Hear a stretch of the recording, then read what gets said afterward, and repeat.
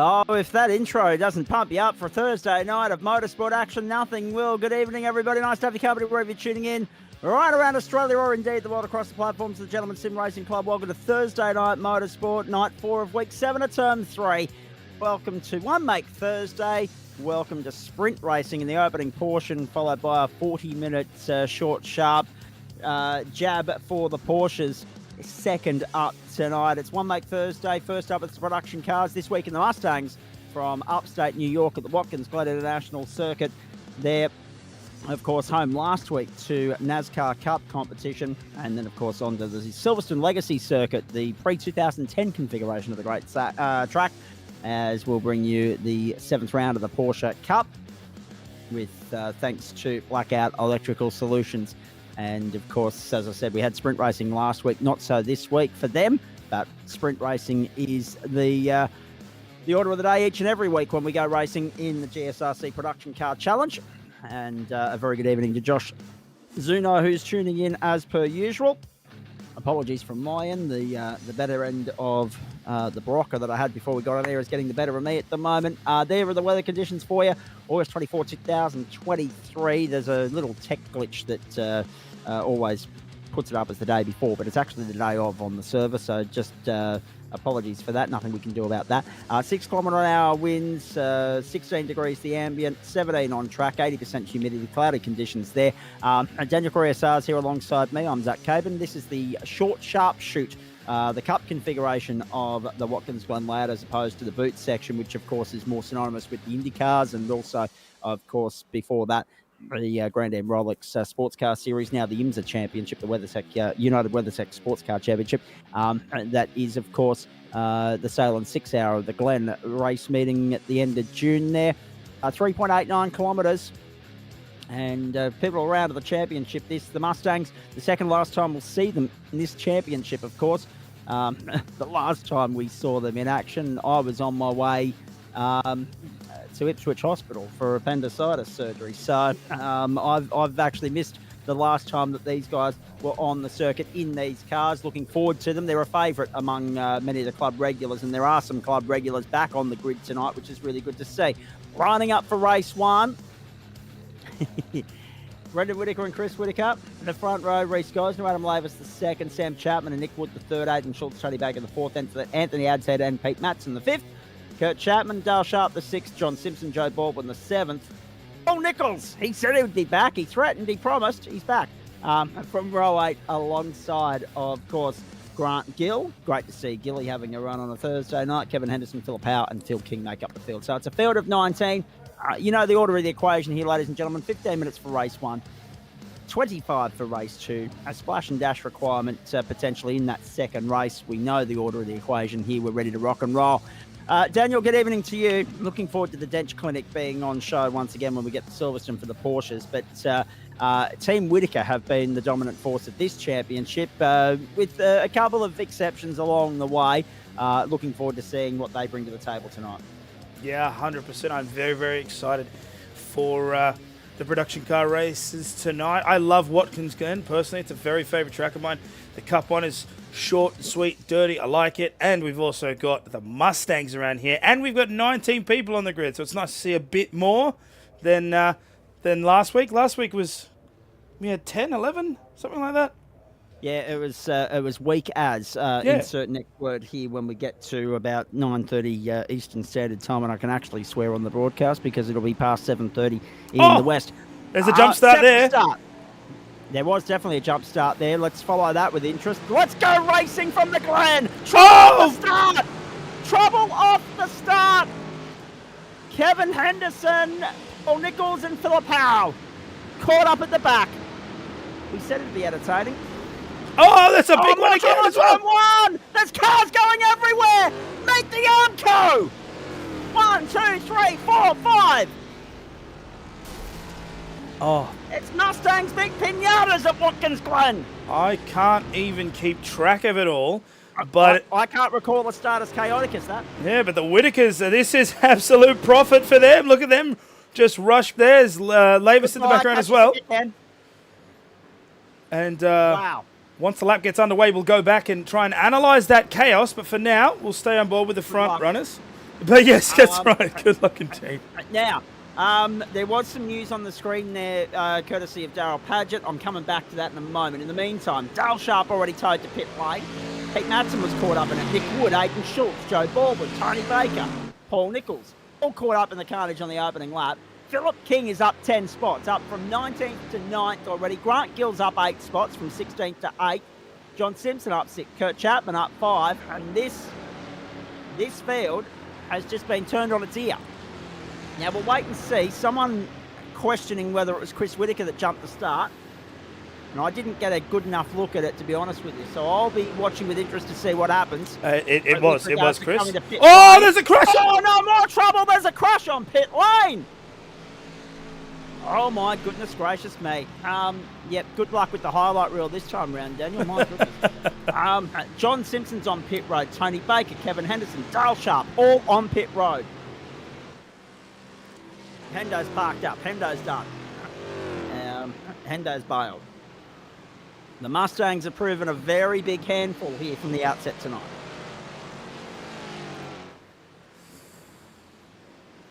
Try and make sense of that, eh? Yeah, it's insane. You can see the gap starting to form now. The two Whitakers are still fighting right at the front there. Then we've got Anthony Ashead chasing down Lavis here for P3. And Gosner sneaking up as well within the 1 second mark there. Then it starts to blow out to Chapman and Gill there in P7. And then that's Kurt Chapman in P6, of course, and then Sam Chapman in P8. We'll just let it progress a little. I'm trying to wrap my head around the event viewer, so I do apologise. I will get to it in just a moment. We will go back and try and analyse exactly what happened. And yes, I'll also just like to mention it's good news there from Greg's transplant. I'm happy to hear that it's gone all good. Yeah, no, that goes for all of us here on the platforms of the Gentleman Sim Racing Club. Great news. Hope and you read there, but I'm just having a laugh at some of the comments coming in, ladies and gentlemen, off the outset here about all that carnage you've just witnessed. I don't recall seeing a more chaotic start to a Mustang race than that ever before. The reality of the situation is we've already got some cars that have pitted. We've got some that are down a lap. We've got, it's just bedlam. But as you saw there, yes, Greg's lung transplant's gone well. He's awake and communicating today. I know the recovery process isn't going to be a short one, but hopefully it's a safe and healthy one, and hopefully he'll be back on deck with us here in due course. We know he'll be tuning in at some point as well, and chiming in via the comment section on the broadcast. And once he starts doing that, the itchy feet will happen, and it won't be too long before he'll be back on deck. Good on you, Greg. Let's continue on here. Three-way fight for third at the moment as Aidan Schultz rejoins the racetrack, and going around the outside of Paul Nichols, who's come back out from pit lane. All sorts of action here at Watkins Glen at the moment. Something's happened to Chris Whitaker. Oh, he's no, going to the pits. Yeah, it is Chris Whitaker. It is Chris Whitaker getting pinged for a jump start. Well, that's one way. That's one way to make a rod for your own back for the rest of the night in this championship. Not just in this championship round, but also in the championship fight as a whole. Quick stop and hold for CW. Oh, boy. How long is that stop and hold? I wait to see. 5, 6, 7 seconds already. We'll keep you posted on that. Down the back straight we go. It's a three-way fight. It was 10 seconds. Whitaker's on his way. 10.92. And he's rejoined in 11th. First of those two have transited pit lane thus far, and there's been a smorgasbord of them. Gosner hobbling over the ripple strips through the bus stop chicane section of the circuit there. We ride on board with him. Up just ahead of him is Anthony Adshead, and just beyond that is Adam Lavis. That's the fight for second at the moment. It was the fight for third, but with Whitaker removing himself from the equation, it's the fight for second. They're 3.2 seconds behind the race leader, Brendan Whitaker. Through they come again. And this is, of course, Adam Lavis doing a very nice job of controlling the battle here for second. Not feeling the pressure just yet is our main man on a Monday night. Let's continue on down to turn one. So it's settled down. Normally it doesn't settle down this early in the piece, but all the action has happened somewhat anticlimactically on the opening 2 laps. From there, we've settled into a little bit of a rhythm. When do the fireworks ignite again? We'll wait and see. 6 minutes gone here. We're on lap 5. We're clocking 1 minute 20 a lap, which, let me just punch the numbers in a moment before we do that. Let's keep an eye on this battle because Gosner was having a look on the inside of Adshead. Adshead was having a look on the outside of Lavis, and in the end, no one moved up or down. Status quo. They stay as they are, but look at Gosner giving Adshead the big hurry up. Down the short chute here. That links the old, the long circuit with the short circuit. Down the inside, this is Gosner looking for third and getting it as well and trying to hold it through turn 6 and does so. Very nicely done. So, yes, 1 minute 20 equals 3 laps every 4 minutes. There are 4 fours in 16, and therefore that'll get us to, I would imagine, 12 laps here. And it's a safety point penalty for Kevin Henderson for the rear contact with Paul Nichols. We've started lap 6, so yeah, the numbers are somewhat right there that we should get to. We'll go into about a minute of overtime to achieve it, but we should get the 12 laps race distance here. Here the Mustang's hard at work. Reece Gosner pinged for a racing incident. It was investigated, his incident with Sam Chapman, but he's been let off with a warning there. Race control deeming it a racing incident. Fair play, boys, and play on that note. Adam Lavis to the bus stop. Oh, geez, you always get nervous with every inch of that ripple strip they take because an inch too far and you're speared right hard into the Armco on the grass section of that bus stop chicane. Especially in these cars where the suspension looks like it's almost made of putty. It's when they go over those bumps, there's just so much body roll in the car. But somehow they stay stable, they go through. And Adshead's now caught up to the back of Gosner again. So there was a little bit of a gap extension, but he's managed to bring it back. And so the small train of 3 cars has Brendan Whitaker, 4 seconds down the road, leading the race.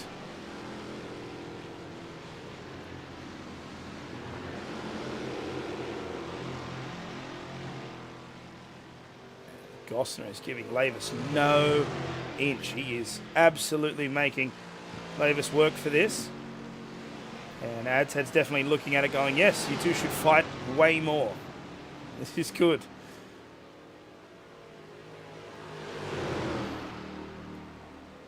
Adshead applying the pressure here, so too Gosner. Gosner to the outside.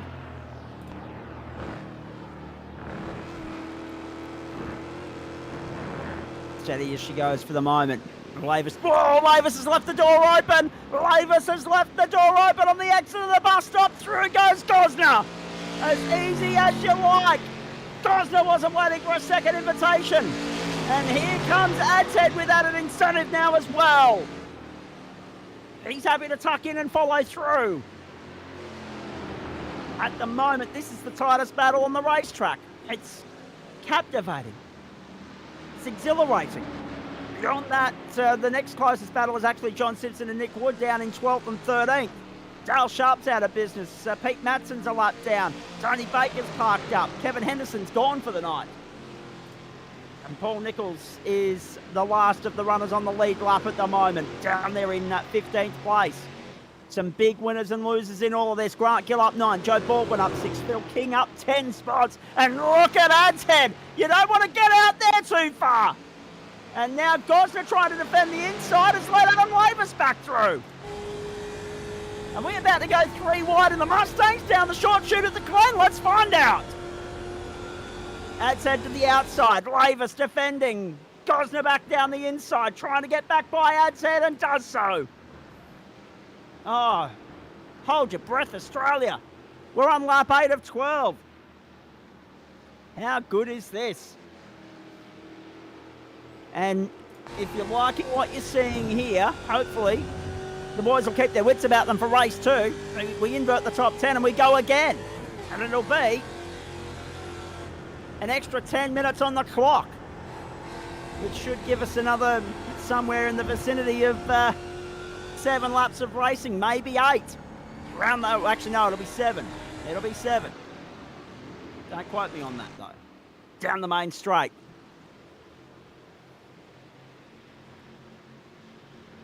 Back we go to Nick Wood in 13th place, all over the back of John Simpson. That's the other closest battle on the racetrack. Phil King's giving Chris Whittaker a hurry up, but Whittaker's been able to displace King. King now back to 10th place and holding on to the invert slot at the moment.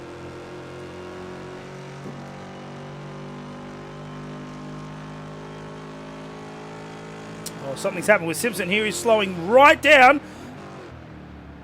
Oh, sorry, Howe is the car that's slowing down. That's allowing Simpson to go past. So Simpson goes through and Wood's going to go around on the outside as well, and Howe will let them do so. Very gentlemanlike approach to racing there. Just waved them on by. He knew that he didn't have the speed to go with them. Gosner all over the back of Lavis now.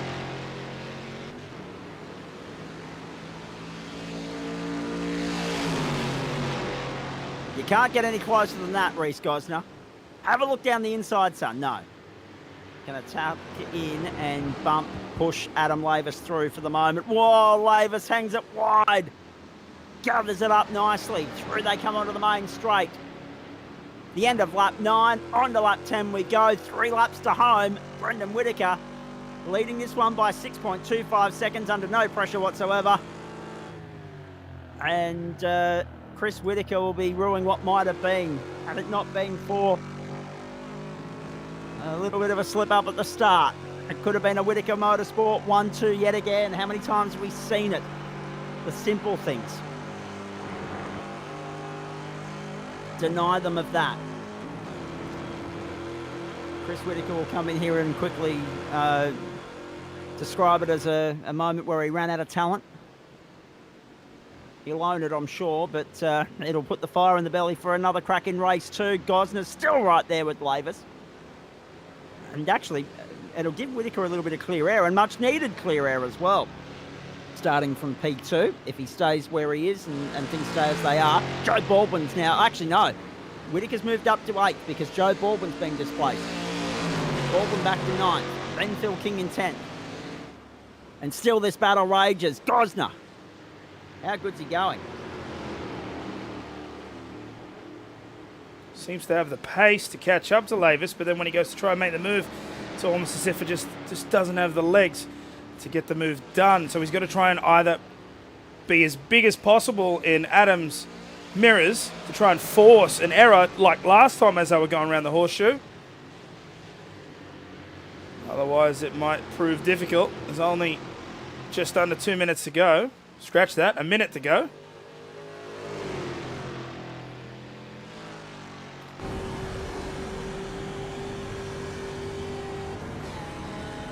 Still they go.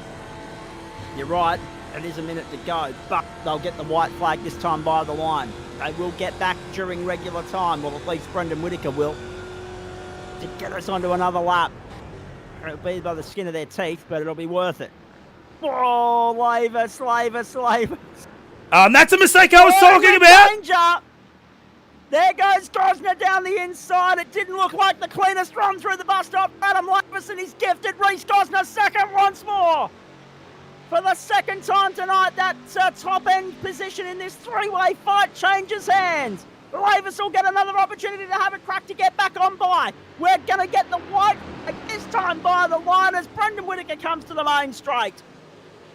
1 to go at the Glen. And this is only race 1. If this is the sort of entertainment this one's dished up, I can't wait for the next one. Let's go! 3.89 kilometres separating us from the checkered flag. Lavis back down the inside. Look at Anthony Adshead just sitting in there, biding his time, waiting for his moment. Gosner hangs it wide at 1. Lavis goes to the inside, Gosner to the outside. They're going to be side by side up through the flip-flop section. In fact, Adshead pulls out of that one, tucks back in. Down we go, towards the bus stop. This could be the defining moment of this battle, of this race. Gosner, defensive on the inside. Lavis taking all the power on the momentum to the outside, but Gosner gets him under brakes. Well, Adshead had such a cleaner run through the chicane there. And that was a beautiful run from Gosner as well, Daniel. He's just about got this sewn up, I think. Brendan Whitaker, get your hands out and smash them together for him, ladies and gentlemen. Another win for the Whitaker Motorsport stable in the production car series. When it's not Chris, it's Brendan and vice versa. And Chris is going to be starting from 3rd place in the invert race in just a few moments' time. Main straight, checkered flag. Brendan's got the job done in race 1. Oh, nicely done. Gosner's going to hold on for 2nd. Ravis 3rd, Adshead 4th. What a cracking fight that was. And as I said, with the exception of that, everything else happened on the opening 2 laps. It did, and I was trying to find a break in the coverage to try and go back and say it, but these guys decided not to give me that chance. So we'll hopefully get a replay of some of that carnage to you a little bit later on, ladies and gentlemen. This server's about to switch over pretty bloody quickly for us, so that we can get stuck into race 2. This is the Gentleman Sim Racing Club and Thursday Night Motorsport. It's all made possible with thanks to the great people at Waste Options, Ubic Australia, Blackout Electrical Solutions, Login Systems, Astute Finance, Fisher & Door Lawyers, and Flash Graphics. And yeah, Josh Zuno pointing out the winning margin for Brendan Whitaker. A big how? Seconds. Whoa, there we go. Bang. Philip Howe meets the tyre wall on the final corner of the final lap. And he blew up the engine. And that's impressive. I don't think he's going to be able to limp that one to the line, unfortunately. Philip Howe, 15th. And last of the finishers, but he won't take the checkered flag. Dale Sharp a lap down, Pete Madsen a lap down as well. And that was the carnage at the start. So it looks like old mate Paul Nichols. Yeah, it looks like he just stalled the car, maybe. Yeah, actually, I'm going to see if he'll have a chat to us this time round, because he saw himself out of the broadcast booth in the pre-race show. Nico, have you got me? Hello, mate. How are you? I'm well. I'm very well. Better than you, I'd imagine. What was that? Was that Mustangs meet Pinatas at the start? Oh, look, it's been a while since I've used a clutch, Zach. So, yeah, that left pedal, it didn't work too well. So, look, hands up. I think I caused that incident at the back of the field. So, look, hopefully this time we'll get away well. We can only hope, mate. We can only hope. Nice to have you back. You did either threaten or promise that we'd see you back on the grid in the weeks ahead. I think you take that as a threat. Yeah, absolutely. Well, certainly the opposition did. But no, in saying that, mate, it has been a while. You're a stalwart of the club. We've missed you. It's good to have you back. But there's been a lot going on in your world. You've parked up in another part of the Hunter Valley Central Coast part of the world there. You're no longer in the Central Coast Motor Group, I understand. You've gone on to other ventures. Is the grass greener on the other side, Nico? Look, it's the first couple of weeks of starting a new business. So I've purchased a Jim's detailing franchise, and I did see that. Look to next season. We may be sponsoring a series, so just have a look out for that. I'll talk to the boys. I like it. Yeah, so started my own business, and good to get out of the corporate world and really enjoying it. A little bit different to sitting in front of a computer screen all day looking at numbers and figures and so forth. So it's great to be actually outdoors and really enjoying it so far. So yeah, having a great time. At least sim racing will still enable you to sit in front of a computer screen at some point, Nico. That's really good, mate. No, I did see that the Jim's mowing franchises very nicely done. Jim's detailing. Jim's car detailing. Oh, okay. Yeah, so Jim as a whole is not just lawnmowers anymore. No, my God, he's got I think there's 56 different businesses or divisions. So it's amazing. Yeah. So if you need a Jim for anything, just ring Jim 131546. There you go. 131546. I like it. Might get him onto the Hyundai i30 at the moment. Actually, yeah, absolutely. It needs a bath and then some. But that's another story for another day. Good on you, Nico. Go and line up, mate. We'll chat to you at the end. Cheers, guys. No worries. Bye. Never a dull moment when that man drops into the booth, let me tell you. Let's get stuck into race 2 here. Phil King and Joe Baldwin in the front row. Chris Whitaker looking for a much cleaner run, and he won't be as trigger happy on the pedal, I wouldn't imagine, this time around. Alongside Grant Gill on row 2. It's the Chapmans on row 3, Sam and Kurt. It's Anthony Adshead and Adam Lavis on row 4. It's Reece Gosner and Brendan Whitaker on row 5. Nick Wood, John Simpson from 6, Aidan Schultz, Paul Nichols from 7, Philip Howell, Dale Sharp and Pete Matson make up the field. Tony Baker yet to join us, Kevin Henderson as well. I think they may have, I know Hendo's parked up and gone for the night. I think Tony Baker might have done the same. So we're down to 17 as we get ready to rock and roll again at the Watkins Glen circuit in upstate New York. Thursday night motorsport on the platforms of the Gentleman Sim Racing Club. No John Simpson this time either. So we're down to 16. Let's go! We get to work once more. Uh-oh! More trouble on the grid. That was Reese Gosner going nowhere. Oh, contact on the run down to 1! They're going everywhere! Philip Howe caught the tyre wall on the end of race 1, smashes into the arm car at the start of race 2, and he took Dale Sharp with him. Oh, they're sliding and slipping all over the place. There goes Philip King. Something about these cars on cold tyres tonight, tripping everybody up all over the place.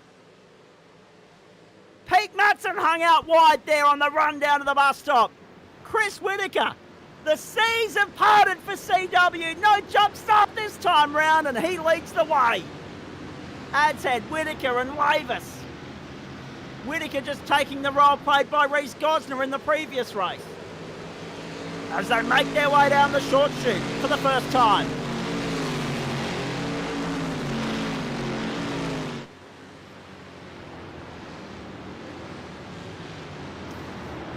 That was Oh boy. That was an What is it interesting. about them? Yeah, it was an interesting crash. So I noticed that Gosner had screwed up the start there, and it at least for him, he's lucky that it didn't go the way of like the first race where it just caused a giant pile-up. So he was lucky to get away with that the way he did.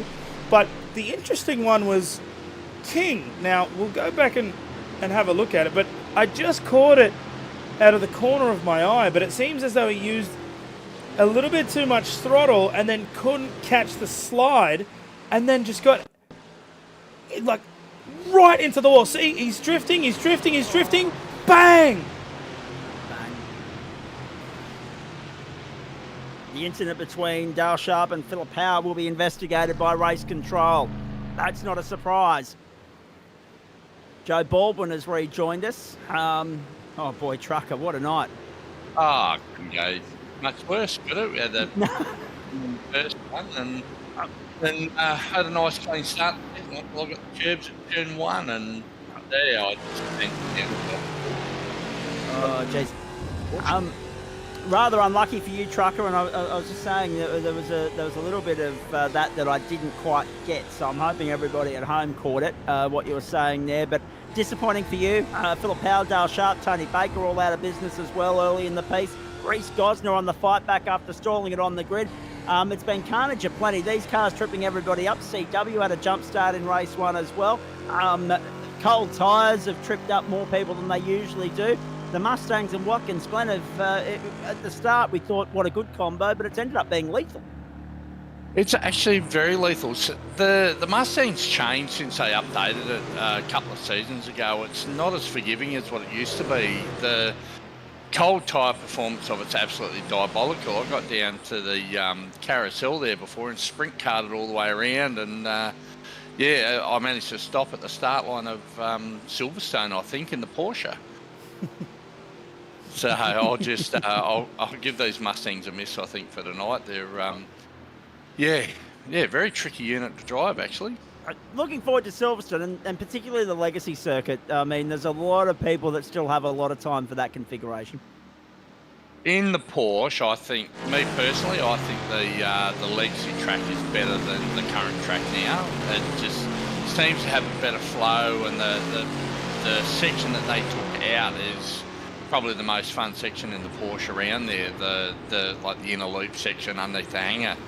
So it's yeah, no, looking forward to getting there. I'll go and do a few more laps. I'm still reasonably comfortable in the sim at the moment, so I'll stick around for a while. But these guys are certainly putting on a hell of a show in this in the Mustang with the greasy tyres. They certainly are. We expect nothing less when we have an invert of this field. There's no doubt about that, although we're down to 13 at the moment. Philip Howe's out there, but he's 2.5 laps down. You're parked up. Tony Baker's parked up. Dale Sharp's parked up, or may as well be, because he's been in the pit lane for 4 minutes and 10 seconds. But beyond that, have a look around, ladies and gentlemen. There are orange boxes and yellow boxes as far as the eye can see. 0.26 separates Chris Whittaker and Sam Chapman at the front end of the field. Brendan Whittaker's got Grant Gillett to the outside, Adam Lavis and Kurt Chapman and Aidan Schultz for company. Reece Gosner's on his lonesome at the moment, trying to recover from stalling on the grid. Oh, he's come together! Whoa, more trouble! There goes Paul Nichols! Can you believe that? And Matsson's involved as well! Yeah, I think there's Nichols there's behind Maddo, but oh who no, was it was Nick Wood. It was Nick Wood. My apologies. And then, it was Nick Wood. Look at this! Two of our club favourites getting stuck into one another. Nico and Pete Mattson. And that was Nick Wood. My apologies. Did he get a helping hand, or was it all on his down own? The leaderboard, He not did. Nick Woods, but yes, he did get a bit of an assistance there. We will have a look at that again, I'm sure. Daniel, good luck cutting up the highlight tape tonight, mate. My goodness gracious me. Now, was it was Maddo into Wood? Oh, no. Wow. Yeah, so Dale Sharp. Hey, at least Dale, you got to turn two on exactly. In race 2. I only got to turn 1 and stood on my own belly button there. Actually, to be honest with you, Dale, I'm pretty sure it's uphill and blind, so I'm not sure too many people know what it looks like, to be honest with you. Adam Lavis out of pit lane, so too Phil King. They're the only two that were stopped so far that are still on the lead lap here.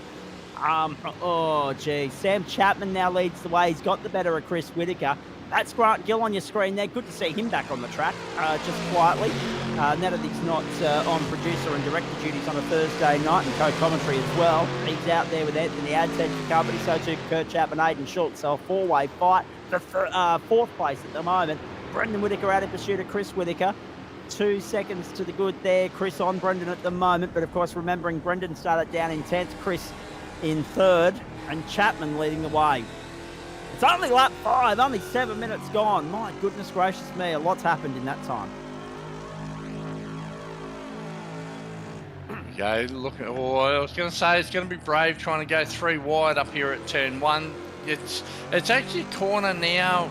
Yeah, I mean you can run wide there, you get an off track, and if you go 2 wide, you get a slow down. But it's not as forgiving as the old version was, but it probably lends itself to better racing there at turn 1. Oh no! Oh, welcome back to the club, Greg.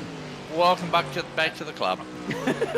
Well, isn't it somewhat cruel irony for Grant Gill? Because normally 9 times out of 10, when he puts the camera on somebody, they trip up. We put the camera on him, he trips up. And he'll be sad about that. He was actually having a really good run tonight. He had a good finish in race 1. He got squeezed. He got squeezed. Yeah. Probably should have left a little bit more room there, like for self-preservation, but it's such a knife edge going up through there in these cars. They're quite loose in the rear, in the left-hander as you go up the hill. Yeah, so he might have just caught a bit of a slide and not quite left enough room there. So, unfortunately, I'm sure there'll be a few rat knuckles at the end of this race. Thankfully, none of them are going to be mine. Yep, exactly.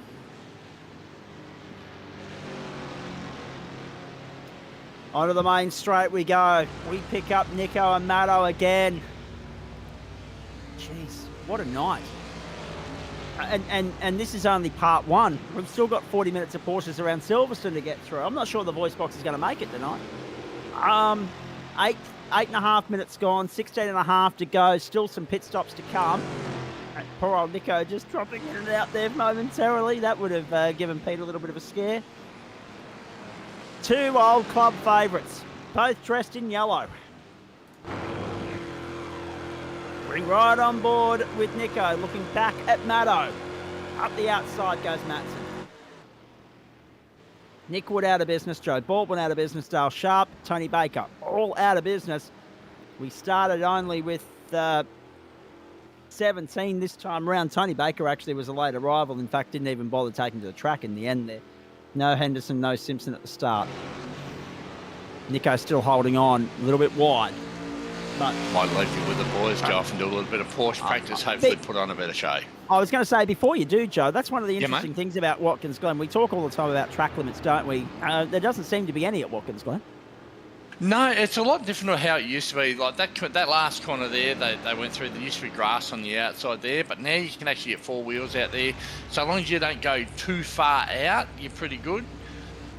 Turn 1, the outside of turn 1, you can, so long as your right side's touching the curb, you're good. And coming out of the carousel, you can run it right over to the fence and you don't get any off tracks there at all. So it's, I think if you know exactly where all the off tracks are and where you can use them to your advantage, it's worth a lot of lap time around here now. So, I've got another one here. Brendan More Whittaker. trouble. That's halfway along the back straight. Oh, they're going all over the Reece place. Gosner's tumbling. No, Reece Gosner's No, coming I was up. going to say, Reece Gosner, the He's season just missed started for him. He's got through. Up to 4th. Sam Chapman has been involved in this. Uh-oh. Chapman and Chris Whittaker. Oh, Bang. that was a weird one. Brendan got through. Brendan was lucky and got through. But there was another car involved further up that we'll have to have a look at. Brendan Rough Whittaker night in the now leads office, this Sam. race. It was Kurt Chapman. Here we go. Oh, Oh. Anthony Adshead got into the side of CW as well. The family relations have come together. Oh, you are kidding me. This is a real bizarre night, a real championship-defining night in this production car series. And in the words of the great Meatloaf, 2 out of 3 ain't bad. Yes. Incident involving Chris Whittaker and Sam Chapman is under investigation. That's no surprise to anybody. Nichols, Yes. Whittaker, Chapman all on pit road. I'm glad we kept you around for that, Joe. Go and we enjoy got practicing Brent the Gill Porsche. back up into 6th. What a comeback that is. Oh, Great geez. work. I can't believe what we're seeing here, mate. Go and get amongst it with the Porsches. We'll catch up. Righto, boys. Thank you.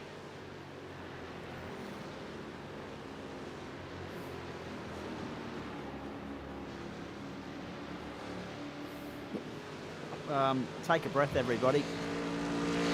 And then hold on, because there's still 13 bloody minutes to go. I mean, so that's 9 laps and potentially a 10th still to come. Brendan Whittaker will bring us back to the line. We've still got a splash and dash to fit in there as well. I think we'll get 10 laps from here, so we'll get to 19. And who knows what the hell's going to unfold based on what we've seen thus far. Here goes Aiden Schultz.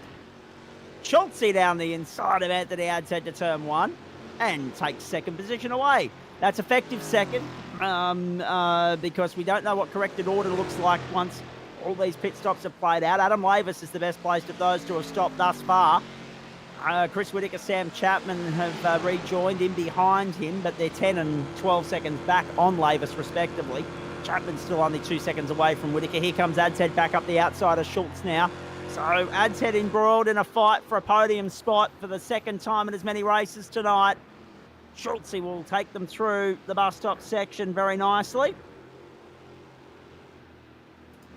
Very much enjoying his racing with the GSRC as Aiden Schultz. He usually drops me a line on Facebook Messenger after each broadcast. Whittaker, Schultz, Adshead, Gosner, Matson, Gill, Lavis, Whittaker, Chapman, Nichols the top 10. Phil King's 11th.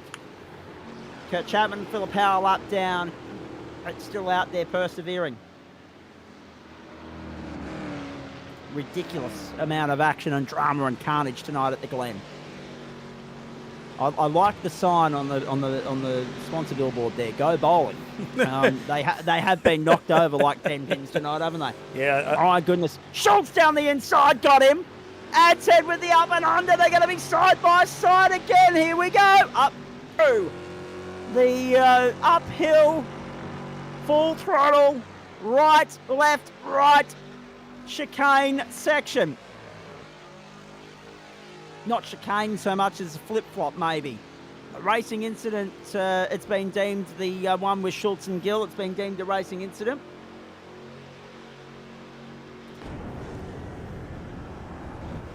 Now we got Dad's head go. Off again went Paul Nichols there just momentarily.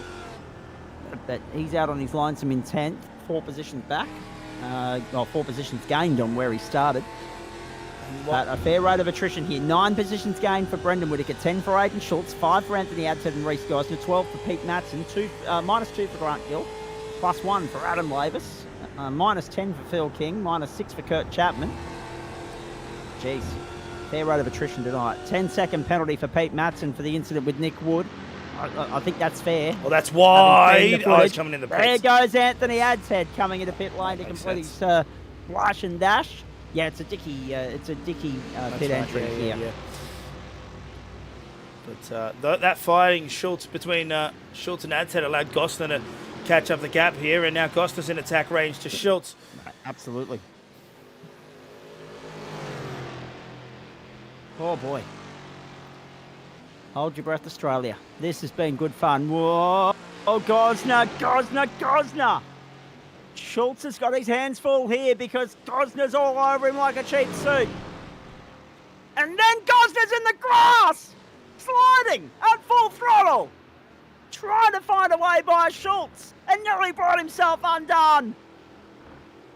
Attacks the bus stop. Back onto the heel of Schultz he goes. Through the right hand of the carousel. How good's this been? It's been pretty bloody good. 9 minutes to go. We've still got the top 5 yet to stop, including these 2, Pete Matson, Grant Gill and Brendan Whittaker.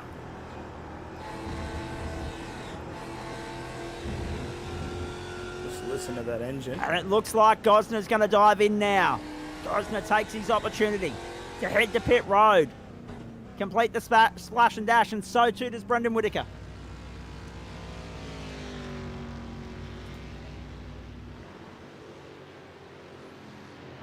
So the field is partially cleansed. We're almost there. Only 3 cars yet to stop. One is Grant Gill, one is Pete Matson, the other is Aidan Schultz. Thursday night football going around the grounds for you. A big amount of sport on at the moment, ladies and gentlemen. Sink your teeth into as much of it as you can. I can tell you that Parramatta lead Penrith early on in the round 26 NRL fixture, and they do so 6 points to 4. Nathan Cleary's just missed an attempt to convert a try. So 6-4 in favour of Parramatta there in Penrith at the moment. 14 minutes played.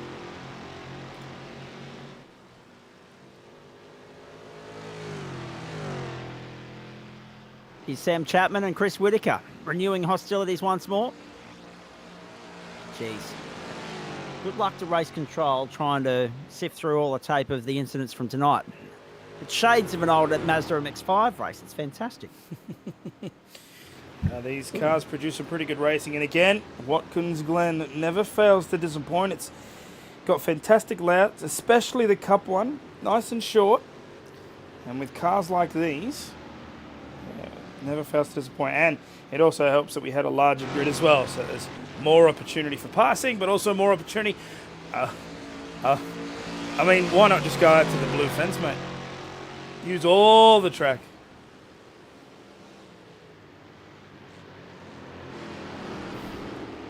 They may as well around here. It's not like they're going to get an off-track alert. I think that's the one thing they didn't actually put in when they scanned Watkins Glen. Round onto the main straight. The field is now cleansed because Gill, Schultz and Matson have all made their way through pit lane. So the field is cleansed. We're racing to the checkered flag. Brendan Whittaker on track for the double here. 5.5 seconds up the road for Anthony Adshead. 1.2 back to Adam Lavis. Then Gosner. Then this battle. Whittaker and Chapman. This should have been, by rights, the battle for the lead. But then that incident ruined their crack at victory. Even their crack at a podium. And now they're just clinging on to a shot at a top 5 finish. 5th and 6th. One of them will miss out. Chapman to the outside of Whittaker on the back straight. Chapman to the outside. Chapman to 5th, but can he hold it to the bus stop? No, is the... Oh, geez, they're close to coming together again, and Chapman goes through. Whittaker gets him back. Whittaker, he was trying to jam it down the inside and stay with him. He's still there. Side by side through the carousel. Here we go. Chapman off the inside running when they get up to the penultimate corner. Whittaker will hang tough and look to go with him. And look to hang tough around the outside to put himself on the inside for the run into the main straight. And look who's lurking there in the distance as well as Pete Matson. Gill not too far away. He was at the top of shot. Chapman has consolidated. Whittaker has conceded. 5 1/4 minutes to go. We're on the run home at the Glen. Brendan Whittaker with his pace should get this to 19 laps. We've got another 3 to get us to 24 minutes and then 1 after that. I'll be interested to see the time on the clock when he gets back to the line because that will dictate where we go from here. So if we can keep an eye on Brendan Whittaker as he approaches the end of the lap, Daniel, we'll be able to crunch some numbers. Whether it's 18 or 19 will become very clear in about 35 seconds time, I would imagine. Down the main, the back straight we go. Chapman and Whittaker. Whittaker this time on the outside to put himself on the inside. Nope, not close enough still. Chapman holding on. Great battle between these two.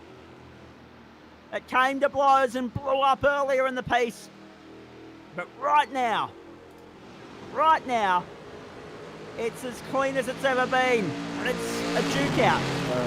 An out and out fight for P5, but it's about to be a 3-way fight because Pete Matson is reeling them in at a rapid rate of knots. So Brendan just crossed the line then.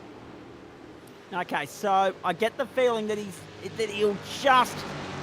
Oh, it's touch and go. It's touch and go whether he'll squeeze in that 19th lap or not. And I mean, like, there's going to be 1 or 2 seconds on the clock. So it will be at the discretion of Barney, if he's actually doing his bloody job tonight, to decide whether it'll be a white flag at the end of lap 17 or at the end of lap 18. We'll keep an eye on that. There is nothing in that on the clock front rather. And I was confident that we'd get another 7 laps in based on 16 getting us to 16 minutes getting us to 12 laps, and then another 6 laps getting us to 24, 7 to 25. But the transit time here is what's caught me by surprise. So it might be that transit time stops us there. 10-second penalty for Chris Whittaker. And it wasn't for the incident with Sam Chapman. It was for not holding the brakes on the in-law, on Anthony Adshead. Or with Kurt Chapman for that matter. Actually, race control, if you can hear commentary, just confirm for us whether he's been pinged twice for the same incident. Net code for the incident with Sam Chapman, okay. And then 2 10-second penalties or 1 10-second penalty? I'm just trying to confirm that at this point. We'll wait for a note from race control there. Down the main straight we go. And it's still Chapman and Whittaker, but Whittaker is now well aware that he's got a 10-second penalty hanging over him, maybe 20. So he's not actually in this fight. Chapman goes through on the inside. Whittaker will still want to win the fight on the track, though. Ben Woods joins us from race control. Hello, mate. Can you just clarify what the hell's going on? Because I don't envy you blokes at the moment. No, it's not been a great race for me. Yeah, so that was 2 separate 10-second penalties for Chris Whittaker. Just with not holding the brakes after that incident. He's not going to be enjoying life tonight. No, a lot of guys aren't. But, no. Yeah. And here he is still battling with Chapman and trying to get the better of it. Oh no, they've come together again! The second time tonight! Sam Chapman and Chris Whittaker! The first one was net code, that one definitely wasn't. Oh, good luck, Woodsy, I'll let you go. We'll touch base with you a little bit later on. My goodness gracious me, who'd sign up to be a race control official on a Thursday night at the moment? Definitely. Thanks, guys. See ya. Here it is again. Oh, there is definite contact this time. Netcode's not going to save any of them this time round. Now, can we have a look at the main straight and just have a look at where we are? Is there a white flag waving from Barney? We'll get an indication this time as they cross the line. Yes, there is. So we're only going to get to 18. It was touch and go as to whether we'd get to 19 or not, and it'll be mere seconds in it, whether we run to time or smidgen over. At the 25 minutes, we're only going to get to 18. We had the potential to get to 19, but I think with the amount of carnage we've seen out there, and there could be more yet, here's Matson and Whittaker side by side. Oh, jeez. Hang on to it, boys. We're only going to get 18, and that's probably fair.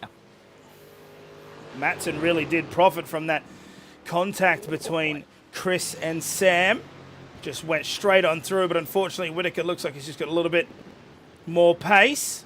However, it's not going to matter because Matson's going to inherit 5th place here in a moment because CW is going to plummet down the order to 9th based on the mathematics I'm doing at the moment, based on the margins of the cars behind him. Brendan Whittaker to the main, straight to the checkered flag. There's the clock expiring. That's how close we were, 5 seconds over. Brendan Whittaker doubles up at the Glen in a chaotic round of the production car series on the platforms of the Gentleman Sim Racing Club.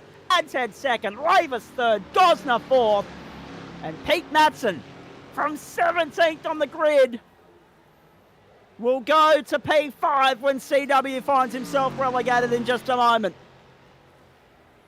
And he'll be relegated behind Chapman, Gill, and probably Nichols as well, but he'll beat Phil King and Kurt Chapman, so he'll slot into 9th. And it was an 8th in race 1, so it's been a very frustrating, maybe championship-defining moment, or night rather, for Chris Whittaker. Wow. Wowee.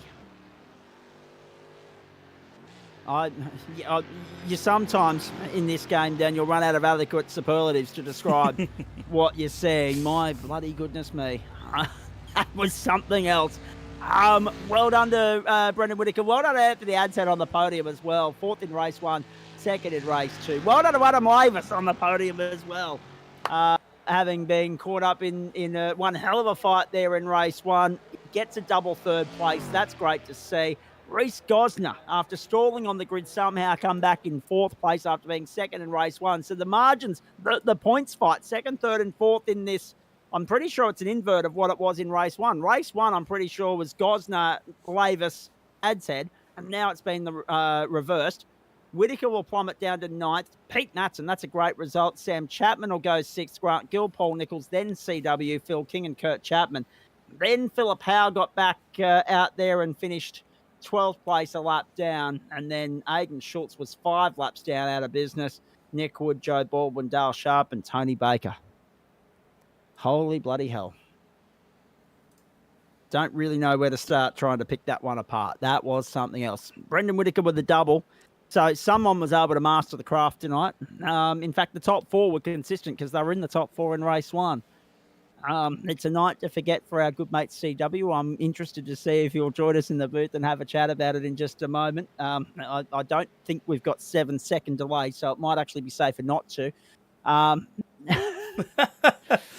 Oh, Jesus. If you thought that was good, ladies and gentlemen, stick around. I'm hoping.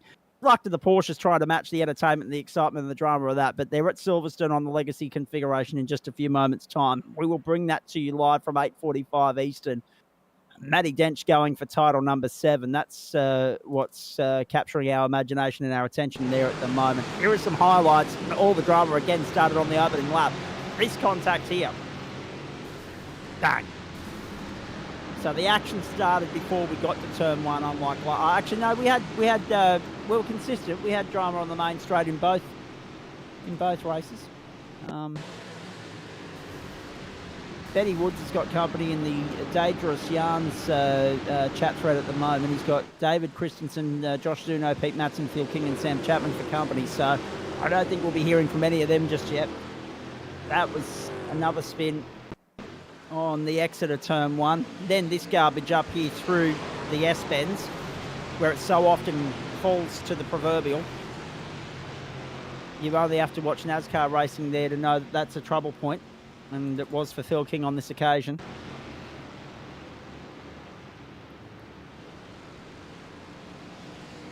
Oh, he's got an adventure there. Yep, he forgot for a moment that we're on the short shoot, not the long circuit. Yeah. Here come more of the highlights for you, ladies and gentlemen. The bus stop claimed another victim. And there were a few of them tonight. Adshead and Lavis said thanks very much. Round the outside they went.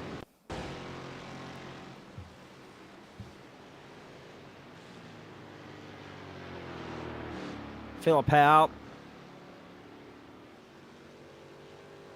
Yeah.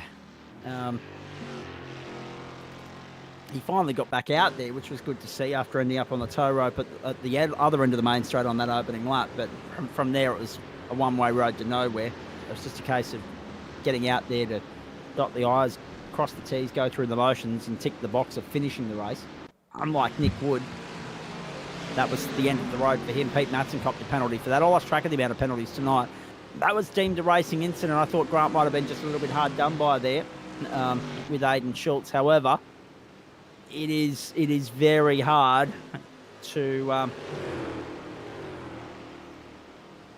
adjudicate on. That one was net code, unfortunately, but where it got worse for CW was because he didn't hold the brakes and he's just veered straight across into the oncoming path of Kurt Chapman, Reece Gosner, and Anthony Adshead.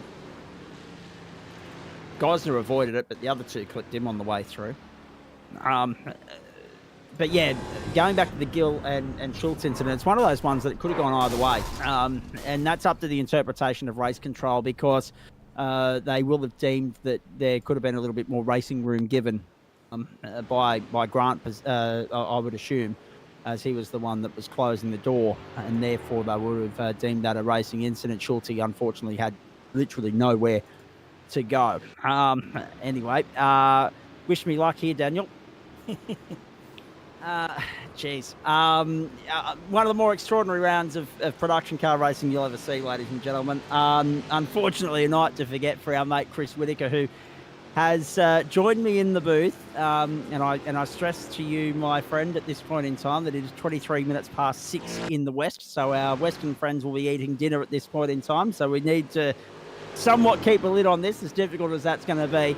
Unfortunately, just a little bit too keen to get going in race one, and that saw you docked or gifted an invoice, a 10-second stop and hold penalty. And unfortunately, the night only got worse from there. Oh, man, I don't know when the last time I jumped the start was. I can't actually remember the last time I jumped the start in iRacing. And, a week out of the saddle, and it seems that's all it takes. But, yep. Yeah, that was the beginning of probably a night to forget by the look of it, mate. It's yes. pretty disappointing how that all went down. But look, I've got my opinion on it. I'm sure Sam's got a different angle on it. But hey, we'll both get over it. We'll be back into it again next week. But he's in with race control. Here he is now. So just saying, I'm sure we've both got differing opinions on what went down there. But end of the day, we'll leave it to race control to sort out what they want to do with it, and go from there.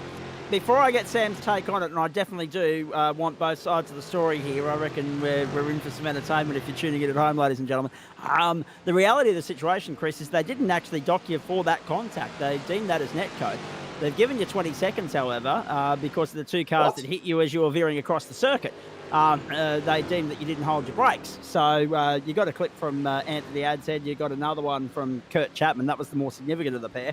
And that's where they've docked you 20 seconds. It wasn't actually the original incident. It was the aftermath thereof, which I thought you were a little bit hard done by, particularly considering Anthony didn't seem to be terribly unimpeded by that, because he went on to finish in second and fly the flag for the family along with Brendan, and that was all very good and well. But the original incident, they deemed it to be netcode.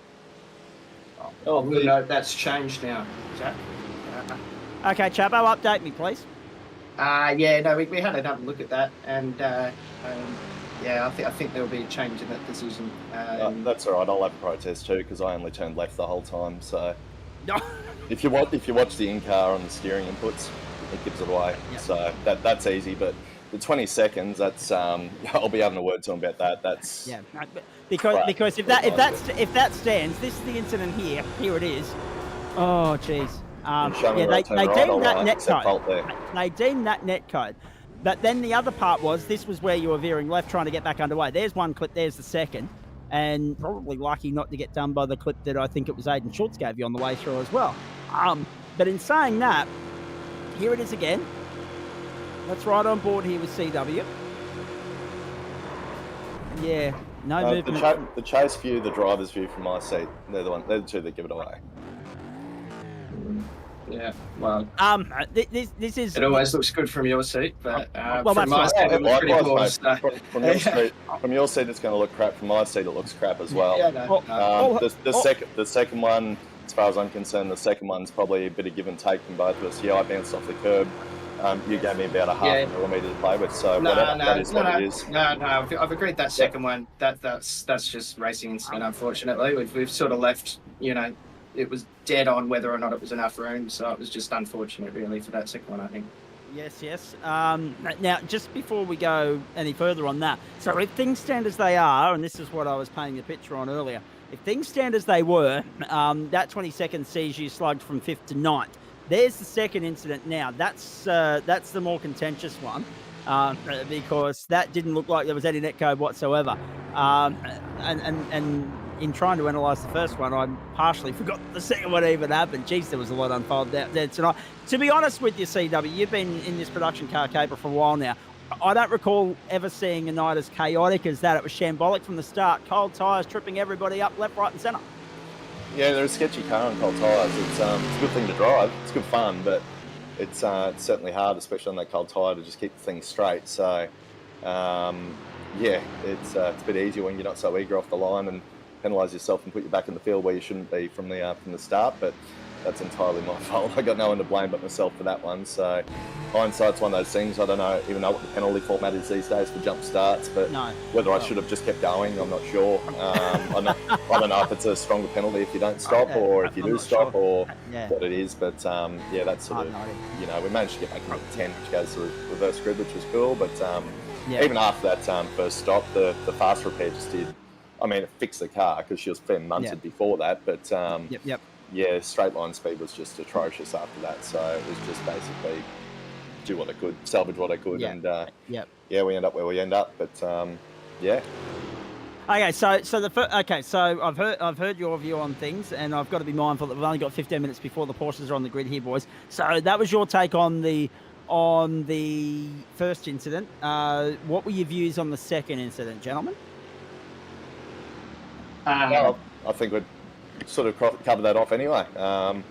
We've gone through there too wide a couple of times, and Sam gave me the millimetre that he has to give me, and that's fine. I did that to him earlier in the race as well, so that's all good. And it's just a dodgy bounce off that ripple strip. It's just, that's the way I see it. Yeah, no, I'd have to agree with that. It was, I've given just enough room, but there's no room for error there. So the unfortunate thing is that sent me over on instant points. So right. Okay. So that was the last straw there. If you want the kicker, the first incident, I didn't get any incident points for that until Anthony took me. These are the winner hacks I've been hearing about. Yeah, that's it. I got a 0x that became. I tried to hit you back straight there as well. I got a 0x that became a 4x, and that was it from the first one.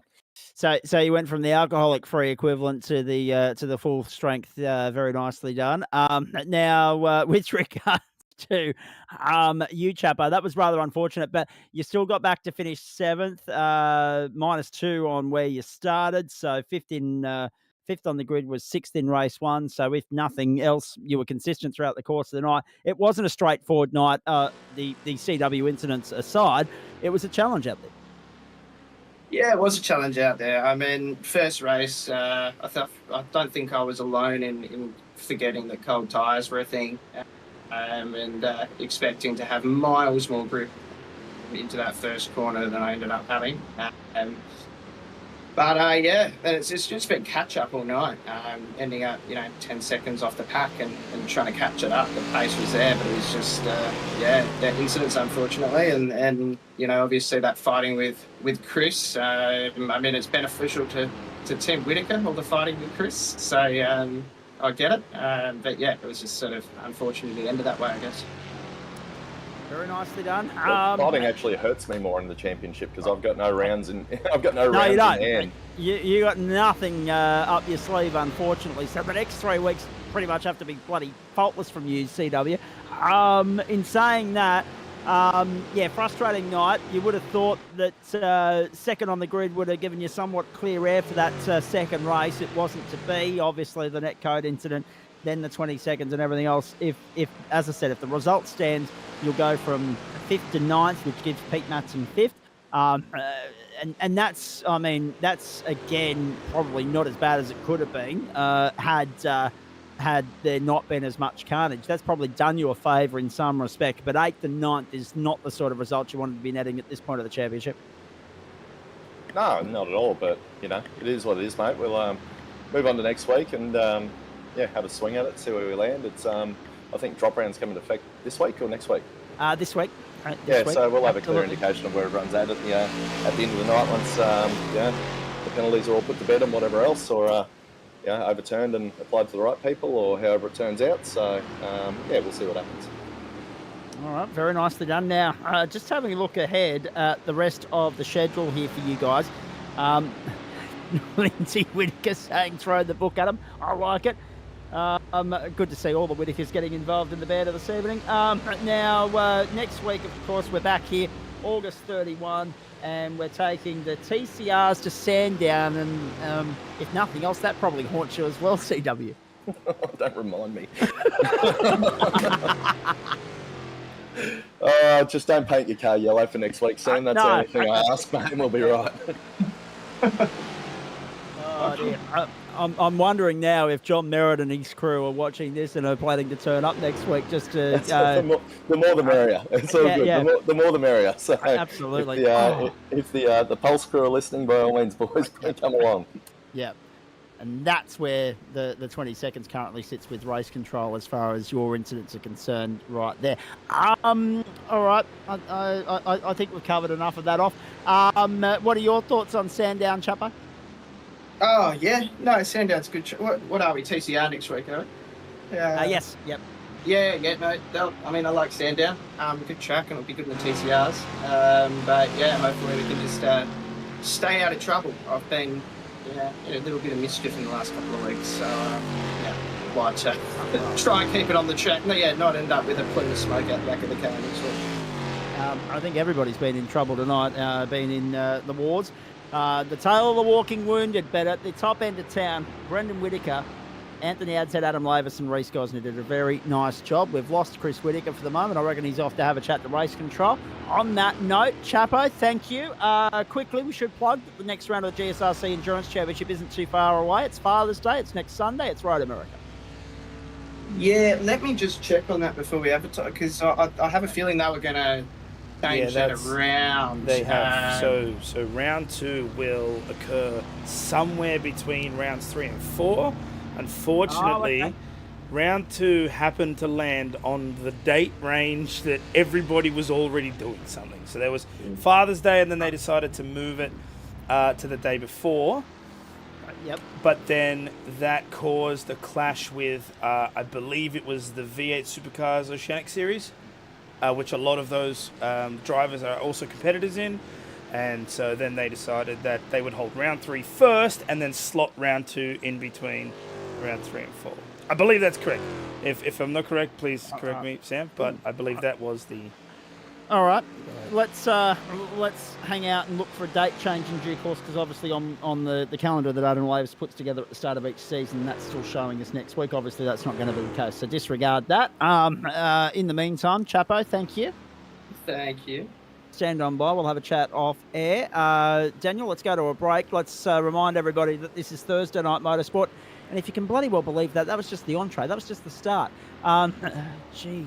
Fireworks aplenty at the Glen tonight. It lived up to the hype, didn't it? The Mustangs, that didn't disappoint. There'll be a few people very happy to see the back of it, though. We're going to a break. We're coming back on the other side. You'll see pictures coming in from Silverstone Legacy in England in a few moments' time as the Porsches continue qualifying for the latest round of the Blackout Electrical Solutions Cup. And we'll chime in towards the back end of that qualifying session, bring you up to speed with the championship standings, the track and circuit information for tonight's all-important 7th round of the championship.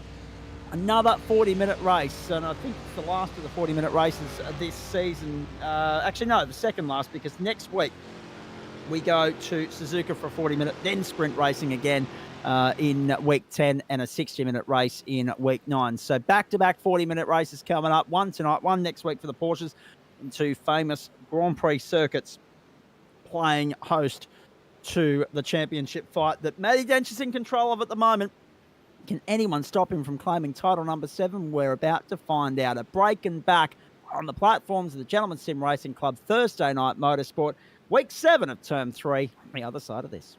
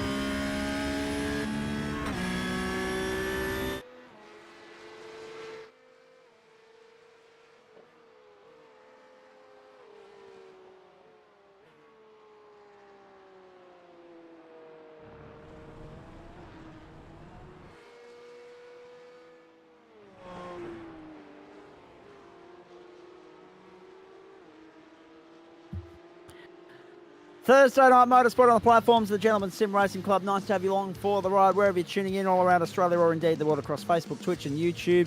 This is Term 3, Week 7, Night 4. This is the Blackout Electrical Solutions Porsche Cup coming to you from the Legacy Silverstone Grand Prix circuit, pre-2010. How good it is. It's a little over 5 kilometres. It's 22 degrees there. On track, the ambient is 19. We're at 10 o'clock in the morning. That's about to update as well because we'll move into the race server in just a moment. 10 kilometre an hour, winds 54% humidity. This is going to be one of those interesting nights at the office because last week the game changed as far as the championship was concerned, and Matty Dench extended his lead out over Samuel Sproul to 18 points, 359 plays, 341. And we know that Dench has a 0 drop round up his sleeve. Drop rounds become part of the equation after this round tonight. So Dench is sitting pretty for title number 7. Jeff Adams on 266. It's a 2-horse race at the top end of tower. It's Dench versus Sproul for the title. Adams is third on 260, just ahead of Sam Muir, 250 and 249 for Guy Leach. Brett Barker, Corey Lazarus, Richard King, Andrew Smith, and Shane Wright make up the top 10. Half of the contenders aren't even here tonight, ladies and gentlemen. We'll run you through all of that info in just a moment. Paul Wilson leads the way in the open split at the moment. 397 plays Adam Lavis, 335 Joe Baldwin, 258, and truckers lining up on the grid again. Chuk Fung Wong, 220, and Stephen Gallacher, 207. No Chuk Fung Wong on this grid tonight. No Greg Padgett, of course, we knew that. Brett Bradbury's out there. Chris Riddell, Nick Wood, who is on the grid as well, and pole position for the open split, it's important to note, and David Christensen make up the top 10. We're ready to rock and roll. 40 minutes, an out-and-out sprint tonight. There will be a compulsory splash and dash somewhere along the way if you want to make it to the finish line without getting a tow back to the pit lane. Matty Dench has taken pole position by the narrowest of margins, 0.07, in fact, the difference between first and second. And then Jared Knight not too far away either. So it looks like we're going to have a 3-horse fight at the top end of town, which is very good to see. Have you caught your breath yet after that, ladies and gentlemen? Have you caught... Very good point from Andrew Smith. Unfortunately, there are certain travel restrictions with regards to how much you can and can't take with you when you go on holiday. Enjoy the holiday, mate. Go well.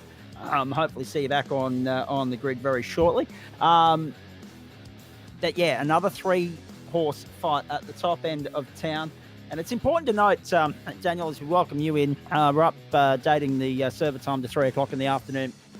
21 the ambient, 29 on track. Matty Dench alongside Samuel Sproul. Jeff Adams is alongside Jared Knight on that second row. Dane Snadden, Jake Jackson from 3, Richard King in the best of the open split. Nick Wood from 4. Paul Wilson, Adam Lavis make up the first 5 rows of the grid. And we go over the page to David Christensen, Brett Bradbury, Philip Clark and Chris Bleakley. Good to see Chris back on the grid. And then Joe Baldwin and Stephen Gallacher. It's important to note that we're at a critical point of the championship. I'm not sure how the voice box is going to hold up, but I don't think these guys are going to test us as much as the Mustangs and the production car boys did. If you've only just caught your breath from that, ladies and gentlemen, you're not alone, because my bloody goodness me, that one will go down as one for the ages. That'll go down as an instant classic for all the wrong reasons for some of them. If you're following along Thursday night football, the Eels lead the Panthers at the moment. Yes, the Eels lead the Panthers 22-4. That's a big thing as far as the minor premiership is concerned there in the National Rugby League at the moment. Brisbane, of course, needing to make every poster winner to displace Penrith at the top step of the summit, and Penrith, of course, going for back-to-back titles this year and very much in contention to do so. Ready for a start here. Round 7 of the Blackout Electrical Solutions Porsche Cup. The 5th last race of the campaign. Let's go.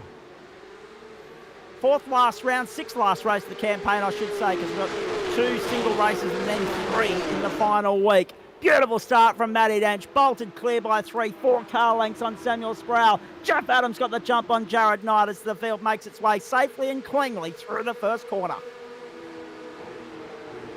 Further back, 3 wide going into Maggots and Beckett's. Thankfully, they thought better of that. Oh, Lavis. Oh, is he going to catch the car? How he caught that, I don't know. Well played. And David Christensen, the latest in the Bailey ladder stable there as well, the teammates. Some run green, some run red, some run blue, some run yellow in the Bailey ladder stable. It's like looking at the board of Teletubbies. Remember them back in the day?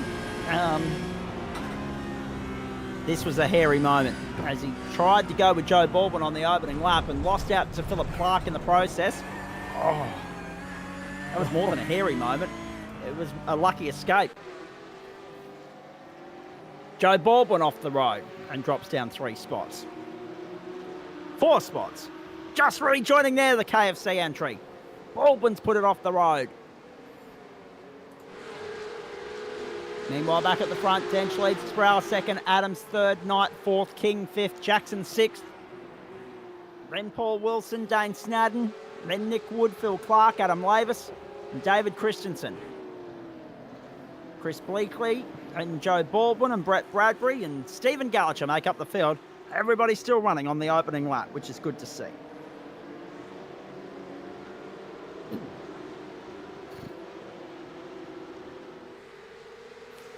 So Dench is starting to stretch out those legs, almost at a 1 second gap to Sproul in P2, and then much closer behind P3, 4, 5, all within 5/10. And it looks like some of the closer battles are happening at the back end of the grid. You've got Dean Snadden here, P8, very close to Wilson, and Lavis chasing down Clark there in P10. So through they go again. Lavis, 11th at the moment, 4th in split. And that's important to remember as well, folks. There are 2 races within a race here over 40 minutes. There's the open split for the likes of Adam Lavis, Paul Wilson, Nick Wood, and Philip Clark, who is trying to get down on the inside at the moment. Nicely done from Adam Lavis. Into the outright top 10, back 3rd in class, and away we go. And, of course, there's the elite split for the likes of Dench, Sproul, Adams and Knight. And Adams is the high flyer there at the moment, sitting 3rd, having displaced Jared Knight on the opening lap. Dench is just controlling this race nicely. 0.6 to the good, not letting the field get away from him.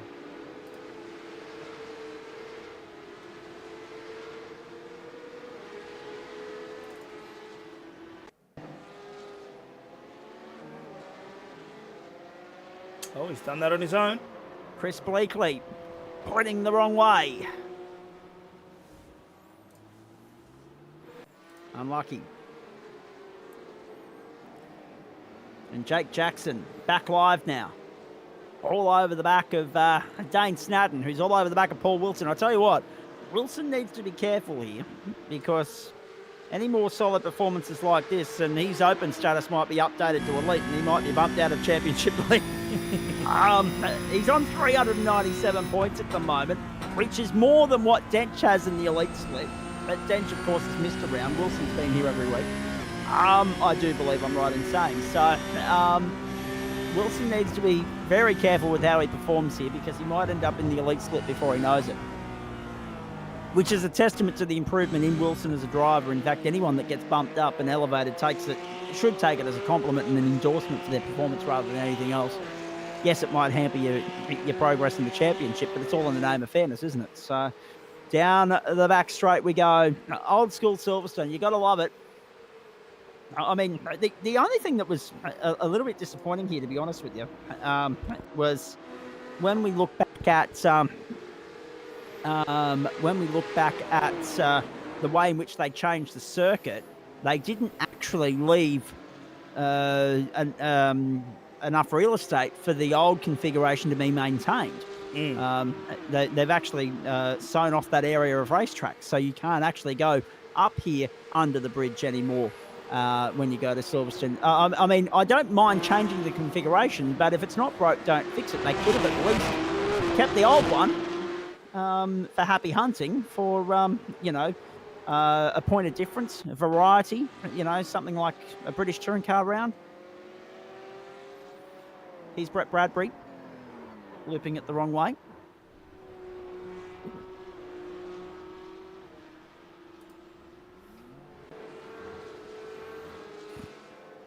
Great. proposed we start hitting Dench with a 20 kilogram ballast handicap. Well, that wouldn't be the first time that someone's suggested it. Maybe a ton, actually, would make it more interesting. He's out to a second now on Samuel Sproul, who has Jeff Adams for company, Jared Knight and Richard King. And that's Dane Snadden trying to get by on Paul Wilson. Can't do it. I feel as though you could give Dench a ballast, and and it wouldn't hurt. It'd be just like the Skylines in their day. You can give them all the ballast in the world, and they were still dominating. And then inevitably, they just got kicked out of the series. That's how they decided to bring fairness. Oh, shots fired. Alternatively, whenever Adam Burhop's here, Graham Stewart isn't too far away. Burhop's not here tonight, but Stewart is, and it's great to have him on board. But yes, no holds barred between those two. Good friendly fire, good banter. And whenever Burhop slips up, he's held to account, not just by us here in the commentary box, but by any comment that's submitted by Graham Stewart. Good on you, mate. Have a great weekend. There goes Samuel Sproul, still staying with Dench. It's half a second the margin. Dench the fastest lap of the race, 1:49.946, only one in the 49s at the moment. We're on lap 4. We're getting ever so closer to the end of the 8-minute mark here. This is Thursday Night Motorsport on the platforms of the Gentleman's Sim Racing Club. Don't forget, next week, of course, the AFLW season gets underway. The US Open Tennis Championships as well from Flushing Meadows. The weekend after, footy finals, NRL and AFL in the air. So a lot to be excited about over the next short while.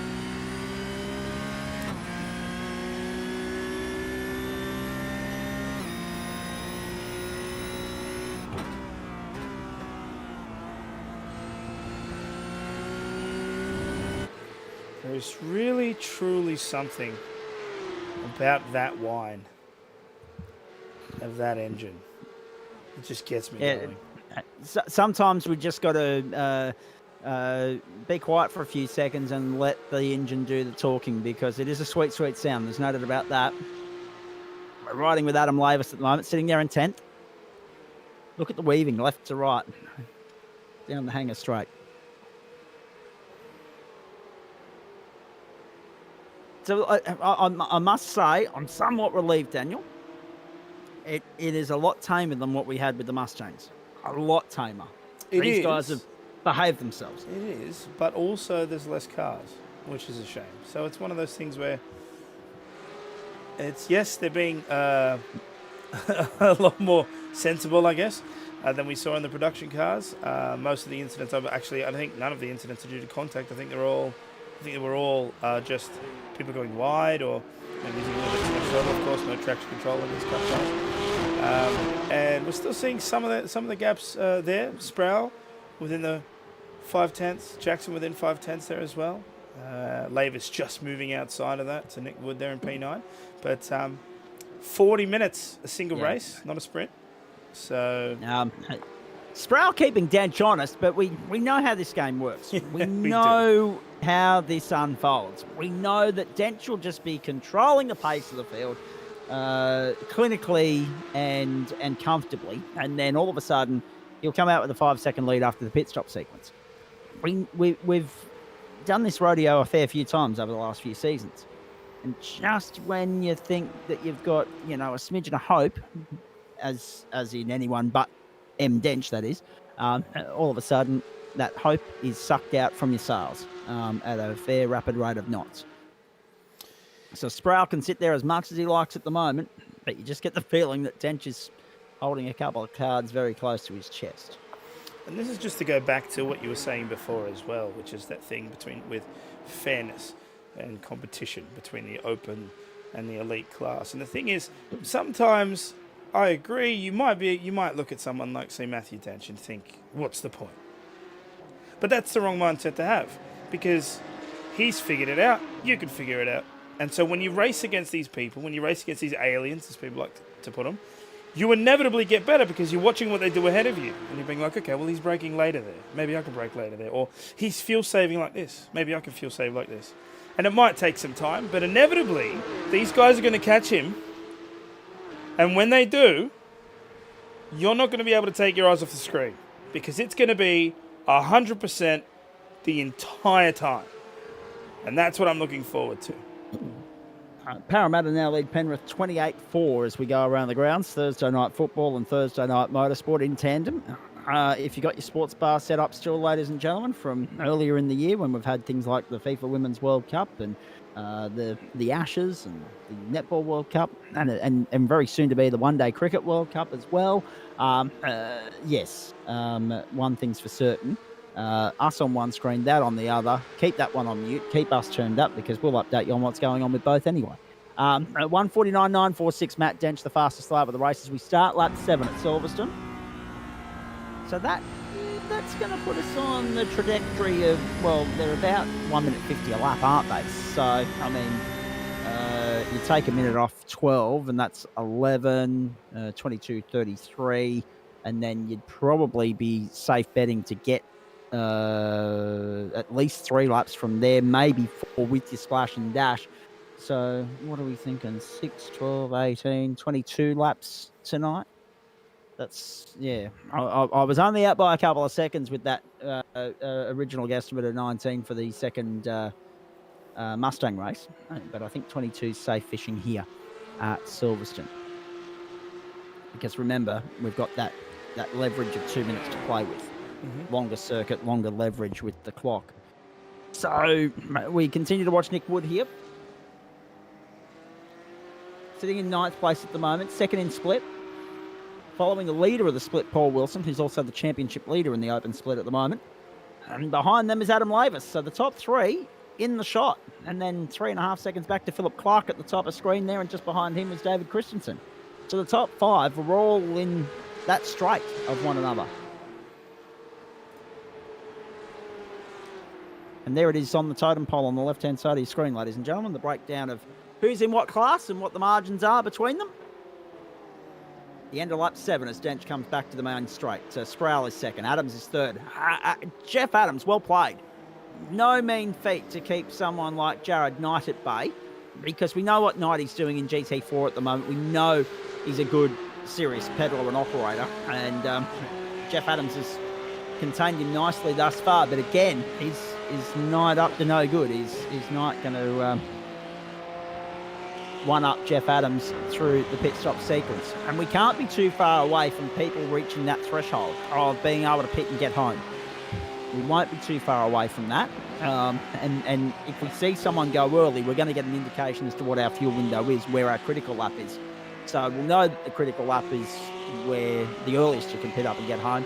But then we'll also know what the maximum sort of length of this stint will be before we see people splashing and dashing. So Dench and Sprout, 7.5 laps gone. That's Jared Knight on screen there, chasing Jeff Adams. Well played, Jeff Adams, thus far. Controlled race. Going about his business in a rather calm manner. I'm not too surprised that, people aren't going out there hammer and tonks. I think with a 40-minute race, you've got to bide your time. And so why burn up everything right at the front? So get into a groove, follow the car closely in front of you, let them do all the work, pushing the air out of the way. And then once we start dwindling down closer to that 40-minute mark, that's when you start doing the bonsai moves.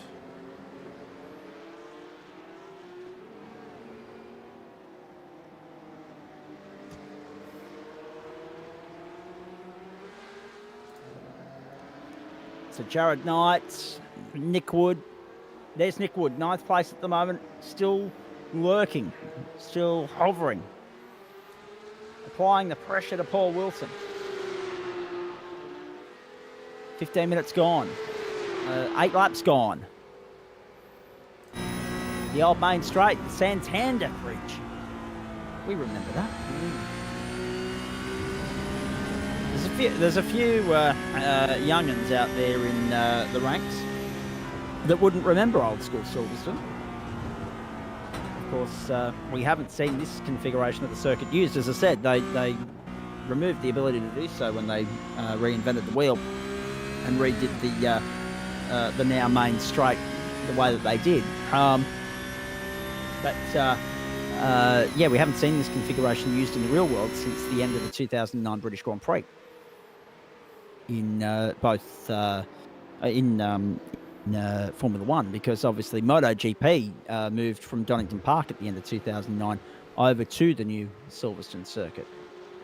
That was part of the appeal to it, was that they were reinventing the wheel at Silverstone. Donington Park's still a great track for motorcycle racing, just out of point of interest. Oh, to be fair, Now, it's a fantastic track across the board. And I would implore, for those of you who maybe are new to motorsport or just haven't really seen any of the F1 races from Donington, the year escapes me, and that actually makes me quite upset because I really should know this. But there was a particular year where a man named Ayrton Senna drove at Donington in the rain and made 7 positions in 1 lap.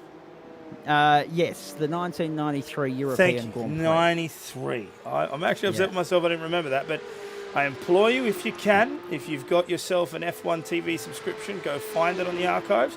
If you don't, I'm sure it's available on YouTube, and it is a amazing piece of film.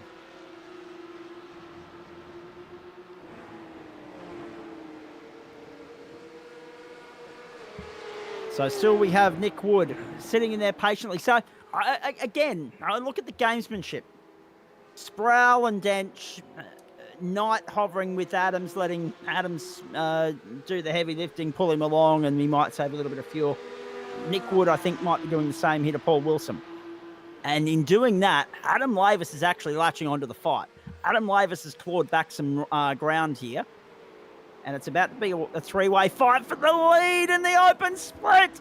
Nick Wood had a little bo peep, tucked the nose in down the inside, had a sniff, then picked, thought better of it, bailed out of it, picked the cautious approach. Round they come again. Dench, Sproul, Adams, Knight. Right with Sproul. This is the end of lap 10. Next lap gets us to halfway.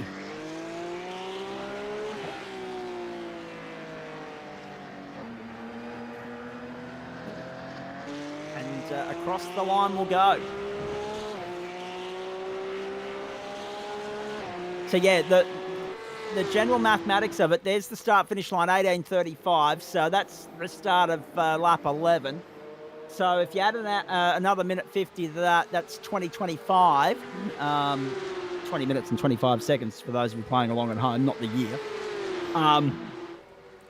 Double that is 40 minutes and 50 seconds. And then the transit down pit lane added onto the top of that. And given that it's a minute 50 lap time, we can go that far into overtime.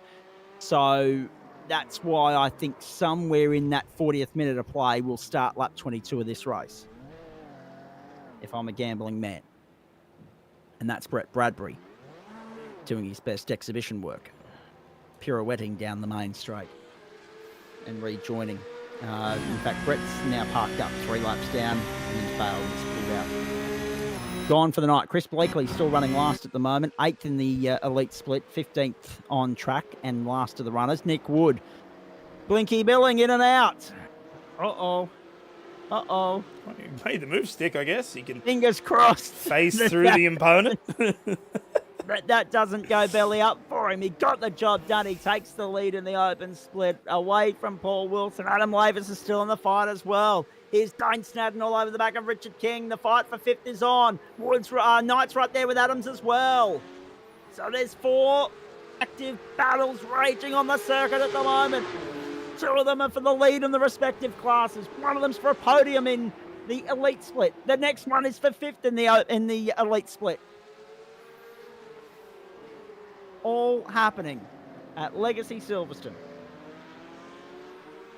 the home of the British Grand Prix.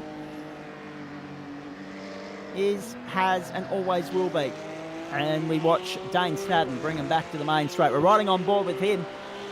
Daniel mentioned earlier the noise of the Porsche. Let's hear it roar. Let's hear it at work.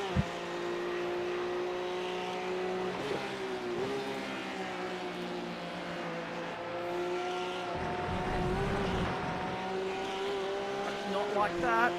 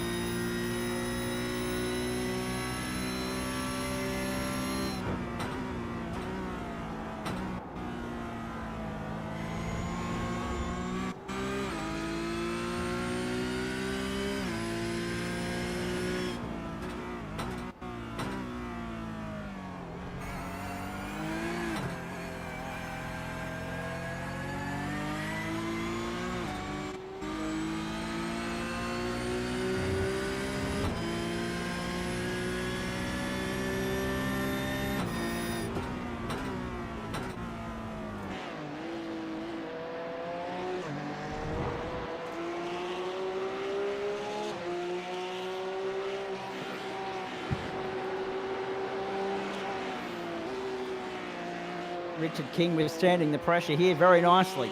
Oh, and that Dane Snadden. Hope you enjoyed hearing the Porsche at work. Snadden nearly threw it away. But he's closed that gap back up. Paid the invoice. Round they come onto the main straight. In comes Jeff Adams. Jeff Adams is the first to blink. The starter lap 12. We're 10 laps from home and Jeff Adams is on pit road.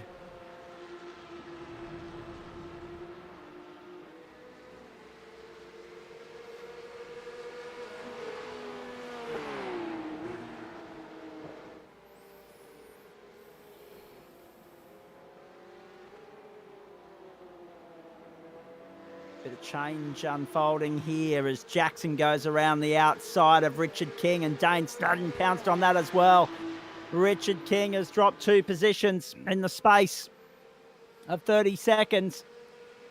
The floodgates open. Snadden found his way through and Jackson said, I'll have a piece of that, please. 23.25 minutes gone. Philip Clark and Jeff Adams are now sharing the same piece of real estate. Adams has rejoined in 11th place.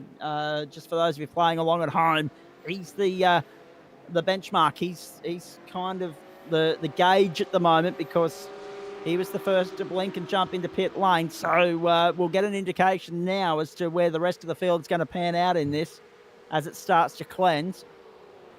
On corrected order, Adams is going to be well placed in that top 5. An uneventful, smooth pit stop, 8.52 seconds. And meanwhile, the battles have started raging further back. It's been a rather controlled and calm and delicately played out race this one thus far. They haven't gone terribly stupid with it the way the Mustangs did. Samuel Sproul blinks. He's into pit lane at the end of 13 and Dench goes on. Are we surprised by that? Probably not. Jared Knight goes on as well. Meanwhile, Jack Jackson comes to pit lane. Dane Snadden carries on. Richard King carries on. And now we're going to get a good indication as to who the winners and losers are in all of this. But yes, in the last couple of laps, we've now actually started to see some genuine jockeying for positions. Some squabbling for bragging rights as they come across the line once more. Christensen in 11th. And this is the part of the dance I like, Daniel. The gamesmanship is now very much front and centre.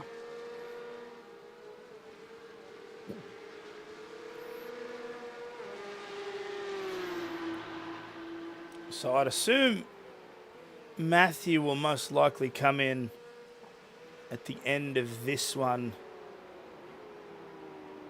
or at the latest, the next, because then that lead will start to burn as... Actually, would they... I wonder if they'd replace tyres in a 40-minute... Well, that'll be a question that we'll ask after the fact, I'm sure. Yeah, Because there will be some potential gambling with that. I'm not sure how the tyre wear situation is on this circuit for these cars. Maybe when we see a couple of these guys duck for pit road, we might stick with one or two of the pit stops and just see where they're leaning. Certainly, it doesn't look like Sproul, Adams, Jackson. Sproul, Adams, or Jackson have opted for tyres, but it may have been a case for Philip Clark. He may have actually taken some rubber because he was stationary for 16.55. So 1:49.840 is the benchmark for Matty Dench at the moment. That last lap around, 1:50.222. Nice to see part-time commentator, part-time driver, and now interactor on Facebook, Paul Nichols, chiming in and say, you wouldn't think tyres? Nick Wood and Adam Lavis will test the theory this time round. Here we go. No, I agree with you, Nick. I wouldn't imagine for the front end of town, it's too costly an invoice to take tyres in these things. Down into pit lane. Let's stick with this. Who goes up on the jacks? Who doesn't? Oh. Adam Lavis missed the box. He had to reverse back a little bit, so he's just cost himself some time there. Nick Wood out in no time at all. That was a quick stop for Nick Wood. 5.75. Has he sold himself short? Has he made a rod for his own back there? Stephen Gallacher comes through in 12th place. Joe Baldwin now into pit lane as well. And so the top 5 yet to stop. It's Dench, Knight, Snadden, King, and Wilson. And Dench is in complete control again.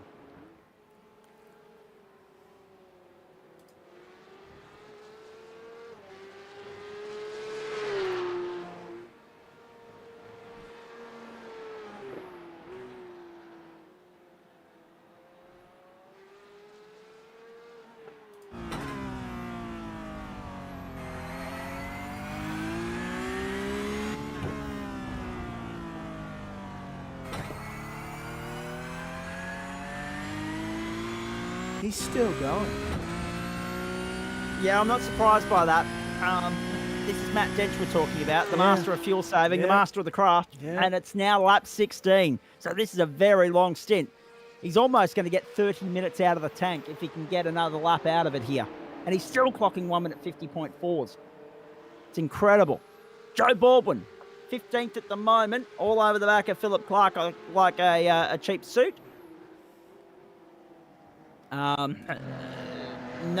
Nico. The GR86s, I'm pretty sure, is not next week. I'm pretty sure it's TCR next week, mate. It's GR86 is in the up-and-comers, though. In the up-and-comers, yeah, so we might have got that crossed, but yes. Yeah. TCR's for the TCR production next week, and then Toyota 86 the week after, then the Aston Martin.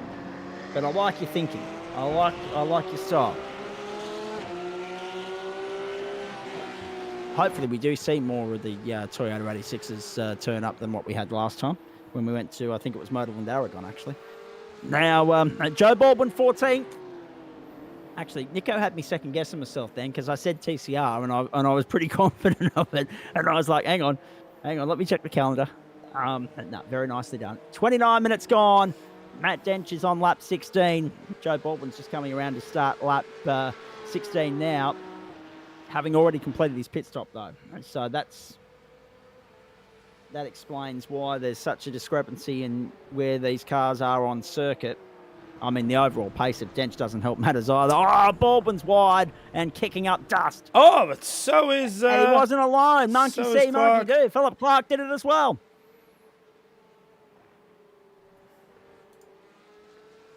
And round the mountain once again. He's going around again. That's lap 17 he's starting. What is going on with this bloke? Someone needs to check his water bottle. What is he doing that we don't know? Yeah, someone needs to check that water bottle. See if there's water in there. Although that being said, he's not the only one. He is not the only one. That is true. Jared Knight's gone on for lap 17. And so is Richard Snadden. King's doing the same. Dave Snadden's in pit lane. He just came when he and Paul Wilson is going on as well. Paul Wilson's gone on for lap 16. 17, I should say. So the fuel tank is rather generous here at Silverstone. There is a splash and dash requirement, but it's nowhere near as big as we first thought.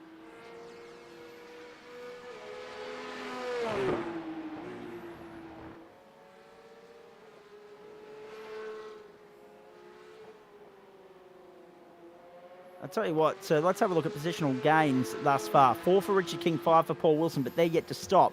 Beyond that, 5 for Stephen Gallacher is the pick of the bunch, although he is yet to stop.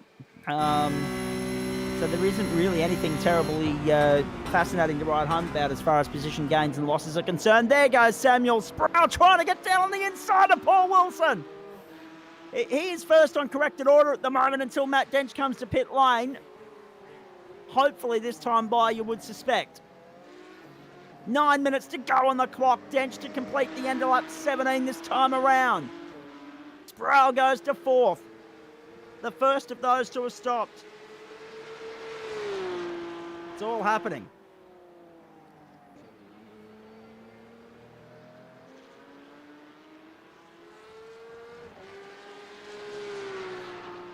And +1 again. Dench goes on again. Lap 18.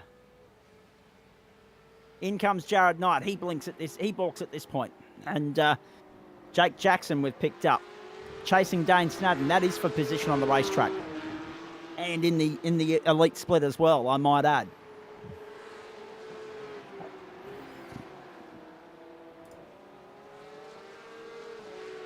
So as far as the splits are concerned, Wilson, who's in now, so too Richard King. So with the exception of Dench, and we'll wait and see when Stephen Gallacher comes in, I think it'll be this time by. With the exception of Matt Dench and Chris Bleakley, the field will be cleansed. Bleakley still on his 17th lap at the moment, about half a lap behind. Maybe a little bit further.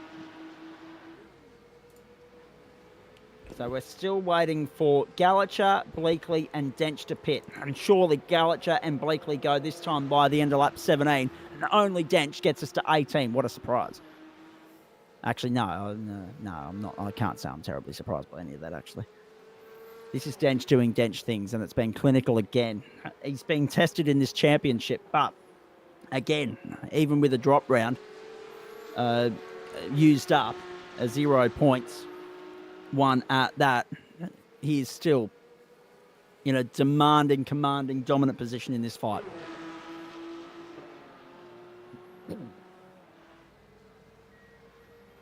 Updating Thursday night football for you as Joe Baldwin comes around to complete another lap. And Chris Bleakley does come to pit lane. Stephen Gallacher continued on, so he got 18 out of the tank as well.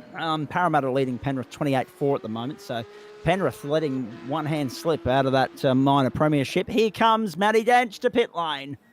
The end of lap 18.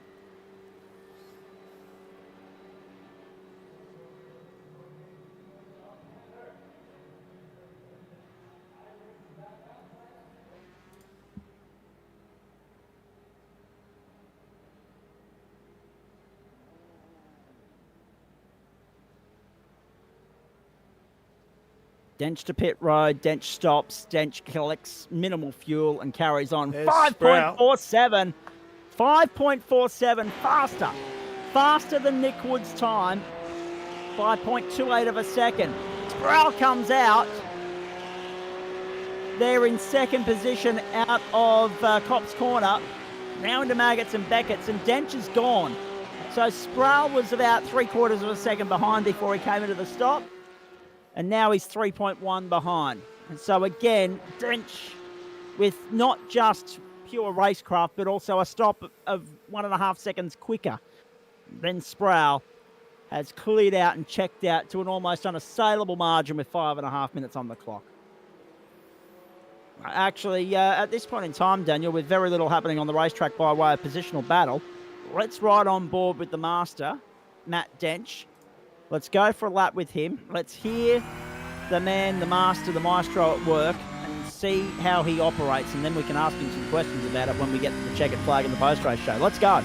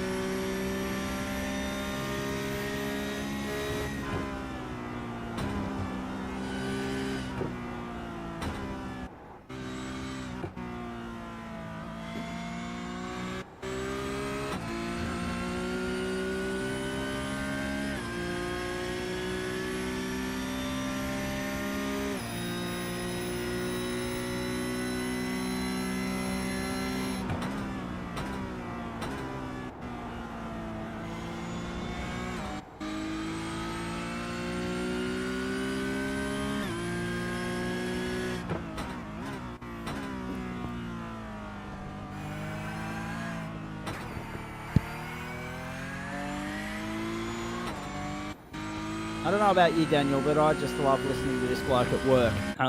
It is just a lesson in excellence as far as sim racing is concerned. This guy is one of the best of the craft, best of the caper. He is the benchmark in the club by a country mile, with no disrespect to anybody else. And even then, I mean, it just made it look effortless and easy. And it seemed like, even though he's completed the stop and he should be right to go to the checkered flag, it even seemed like there was still a little bit of lifting and coasting going on. And the fact that he can do that and still be as consistently fast as he is serves as a lesson to everybody that there's still a way to go to catch this bloke and peg him back a bit. Across the line, we go to complete lap 20. And the good news is he starts lap 21 with 2.5 minutes on the clock. We get to 22, so the numbers are in check. And he punches out the fastest lap of the race as well. 1 minute 49.618. Wow.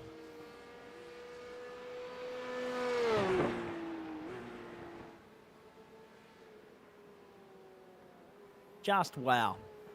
I mean, he's doing it again. And the drop round scenario, once Adam Lavis crunches the numbers tonight and calculates the equations, yeah, we knew what you meant, Nico, don't worry. That 18-point lead is going to balloon out. We know that. And it's going to make everybody sit up and take notice and know that there's a fair way to go to catch this bloke in 2023. We know that the GT3 Championship, he's already got one hand on that. He's got more than a round up his sleeve there. In fact, I'm not sure if we run you through the updated championship standings at the end of Monday night. I don't think we did.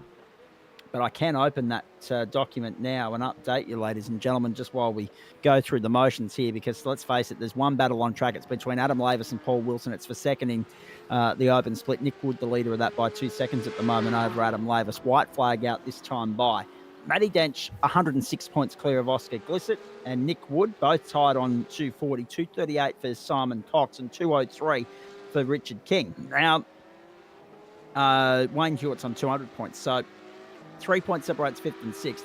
2 points covers second through fourth, but they're 106 points behind Dench already. And the maximum you'll pocket for the whole points haul, as the white flag comes out now, we start the last lap at Silverstone. And Dench again goes 149.7 that time around to complement the 149.6 he punched out last time around. What we should point out there is, about 304 points is the maximum haul you can get in the final round of the season. So if he goes into the final round of the season with that buffer up his sleeve, he doesn't have to turn up. But he will, just to put the full stop on the exclamation mark. As far as the AM split is concerned, that's far tighter a contest. You got 16 points covering the top four: Dean Eldridge, Mark Foster, Adam Holland, and Sean Rees. Neil Gladwin and Stephen Gallacher and Sean Benici, 5th, 6th, and 7th. 2 points covers them, 190, 189, and 188. Greg Heaney and Dale Sharp, 175, 173, and Tim Fuge, 169, make up the top 10. So 6 points covering them. So the AM split fight is raging well and truly alive, but it's one-way traffic. It's a one-horse race in GT3 Pro, and it's about to be similar here in the Porsche Elite Cup, with no disrespect to Samuel Sproul, of course, who's put up a gallant fight, as he has done the last couple of seasons. Just updating you, Thursday night football, Parramatta 28 leading Penrith 10. Matt Dench is on his way home. We're into overtime here, ladies and gentlemen. The 22nd and final lap at the Silverstone circuit in England on the old Legacy Grand Prix configuration. One of the great tracks of world motorsport. And we get another one next week with a stop in Japan at Suzuka. And this guy is on track for title number 7. Last turn, checkered flag. Another masterclass from Matt Dench. And he adds insult to injury by accelerating out to a 10-second winning margin. Dench wins at Silverstone. Extraordinary. What a fight. What a drive. Samuel Sproul second, Jared Knight third, Jeff Adams, Dane Snadden, Jake Jackson and Richard King will make up the top 7. Nick Wood's going to hold off Adam Lavis for the open split winning honours there. And Paul Wilson will settle for third but maintain the championship lead. David Christensen, then this battle. Joe Baldwin and Stephen Gallacher and Philip Clark and Chris Bleakley make up the running order. And the good thing about it all is all 15 got home on the lead lap. That's really promising to see. Dench finished with the fastest lap of the race just quietly, 1:49.363. Are we surprised? No, we're not. The winning margin was 10.25 seconds. Galich has come through, but he's 0.8 of a second now behind Joe Baldwin. So Joe's actually giving himself a little bit more of a buffer to play with in the final lap here. David Christensen home in 11th. And as we said, these guys would have to deliver something pretty special to match what we saw in the production car race in the Mustangs around Watkins Glen. They didn't. That was a little bit lackluster in parts and a little bit processional. But when you get 15 of the 16 home, all on the lead lap, all clean in one piece, pointing in the right direction, that's a good result for the class. But I would be a little bit concerned, and I think there'll be some discussions had at committee meetings in the weeks ahead, after the AGM this weekend, of course, with regards to the future of this class. If we're only going to be fielding 8 per split, that's nowhere near the numbers that we've had in the past for the Porsches. But another great performance from Matt Dench, pushed until the pit stop by Samuel Sproul, but then the margin just ballooned out, and there was no containing it at that point. So Dench the winner, and Sproul, Knight, Adams, Snadden the top 5. The winner of the open split was Nick Wood from Adam Lavis, Paul Wilson, David Christensen and Joe Baldwin. Thoughts on that, Daniel? Look, it was a great showing there from Matty Dench, as per usual. There were a couple of battles. We don't seem surprised. Yeah, no, I'm not. I'm very quickly learning that's to be expected. It's almost... That's the norm. Yep. Like tuning into a Formula One race in 2023 and being like, oh, what's that? Verstappen won? No worries, mate, thanks. Actually, someone summed up Formula One perfectly with an Instagram reel recently at the Hungarian Grand Prix. Showed the highlights in about 7 seconds. Max pulling away successfully, leading at the start, and then Max taking the checkered flag, and that was about it. But through the rest of the race, there were a couple of really good battles, and a couple of offs, things like that. But unfortunately, just with this many cars on the grid and the track layout itself, there's not a lot happened. So, although it was still a nice race to watch, it was more just enjoying the noise of the cars rather than the chaos or potential action like we saw in the production car series. I would hazard a guess as well that we will get some numbers back here in the next couple of weeks, which is good to see, only because the second last round is at Spa and the final round is at Phillip Island. And Phillip Island, as we know, always turns on a special. And they will come out from under the woodwork and out of the clouds to line up on the grid for that one. Same with the production cars. It's the Aston Martins at Mount Panorama Bathurst. Same with the GT3s because we're heading to Road America for that. The GT4's grand final week. I'm not sure how we'll go with that at Circuit Magny Core, but the GT4 fields have actually been the benchmarking club throughout the course of the season.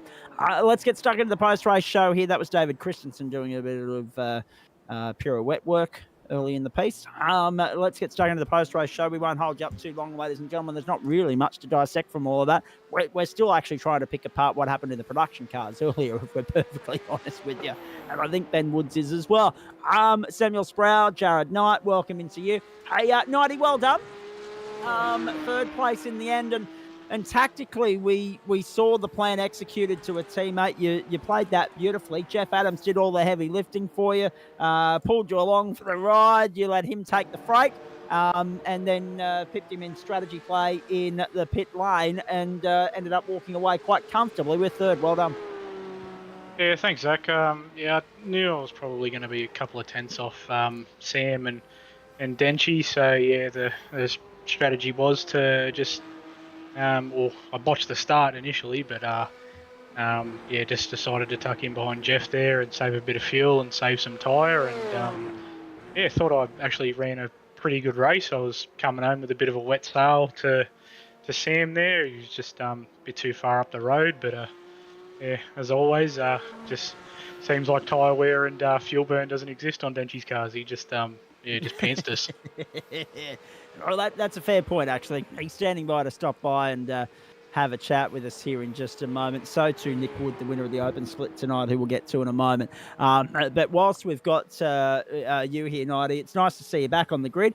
And at the end of the day, we know that you have proven form in GT4. You're no slouch here. So to see you on the grid and to see the top three covered by, I think it was 0.4 of a second, it delivered all the right ingredients for what could have been a cracker of a race, but it was rather processional in the end. Yeah, I think that's probably just the nature of the track. It's just, got to keep the flow up, and it's very easy to lose a big chunk of time through one or two corners. So, it was. I guess it was a little bit of a boring race, but I guess you take them. Well, my voice box was certainly appreciative of it after still recovering from what the boys did in the production cars a little bit earlier in the piece. Very rare that the entree, on a Thursday night this year, very rare that the entree dishes up a better show than the main course. Last year it became common practice with Formula V into TCR. But, Nighty, you just mentioned the circuit. It is an old school one. They reinvented it at the end of 2009.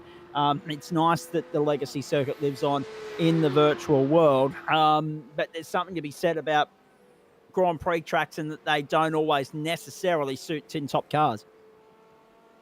Yeah, no, I can't actually remember ever actually racing around this configuration. Maybe possibly back in PlayStation 1 days on the controller. I'd never actually race this configuration, but it wasn't a terrible track in the Porsche.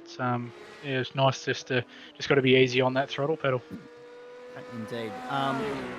Just looking at what's to come, mate. Obviously, all to play for in GT4 at the moment. Are we going to see you here on a more regular basis over the next couple of weeks in the Porsche as well, or is it time critical? Is it one of those ones where if time permits and you've got the capacity to do it, you'll jump in, but if not, then so be it?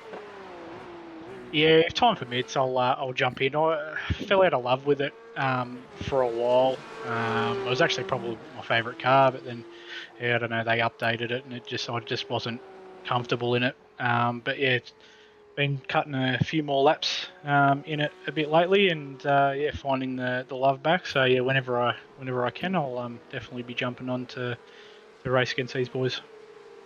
For the benefit of those of you following along at home, watching the footy as well, the Eels 32 leading the Panthers 14 at the moment. We're in the middle of our post-race show at the end of round 7 of the Blackout Electrical Solutions Porsche Cup, Matty Dench Clinical at Silverstone. We're talking to Jared Knight.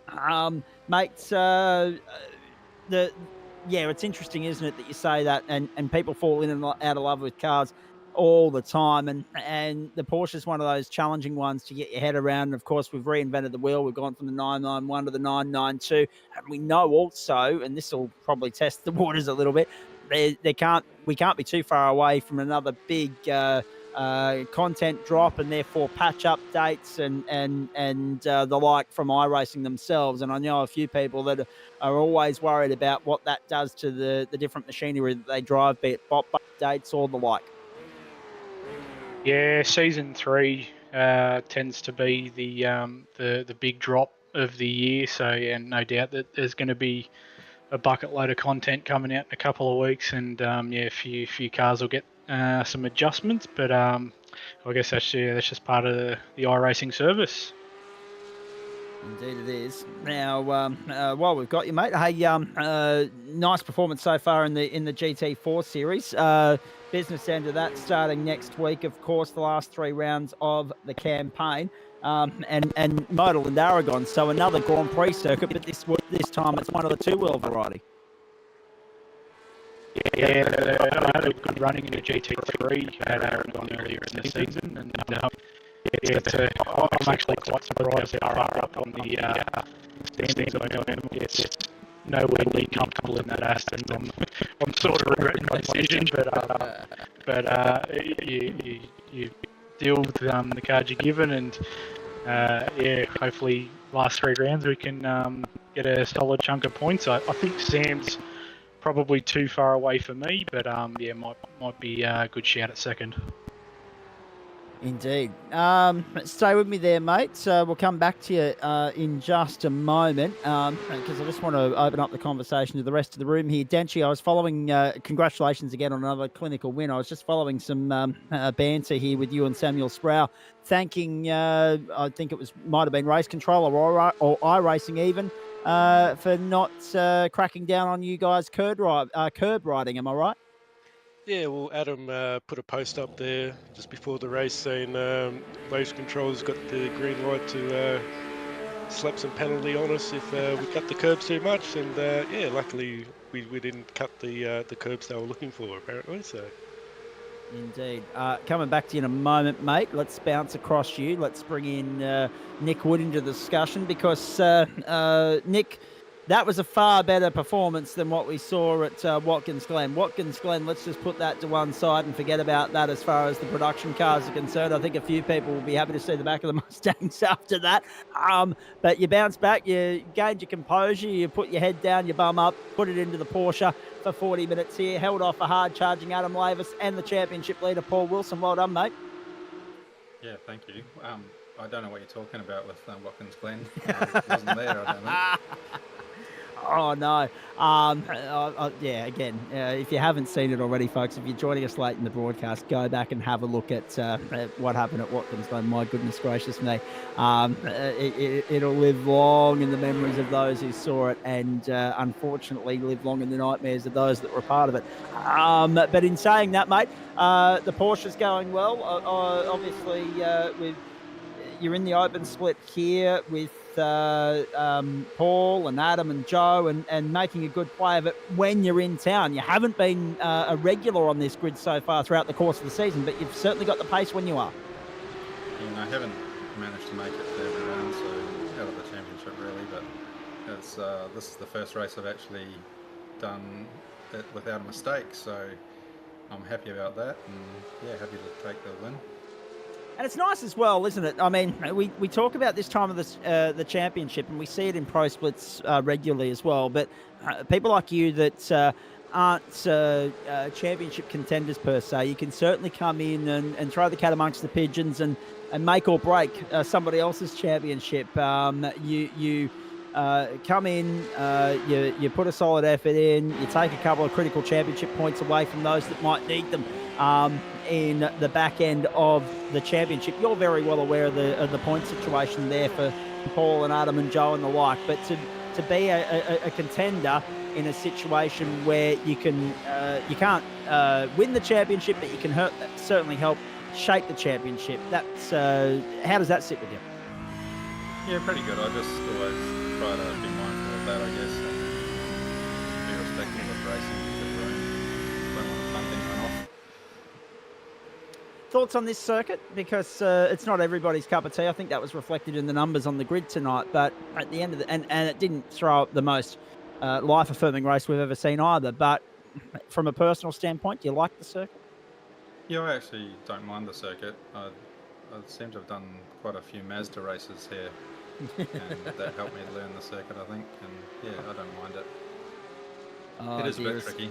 As soon as anyone says Mazda, we just think of MX-5s and carnage, and not for the first time.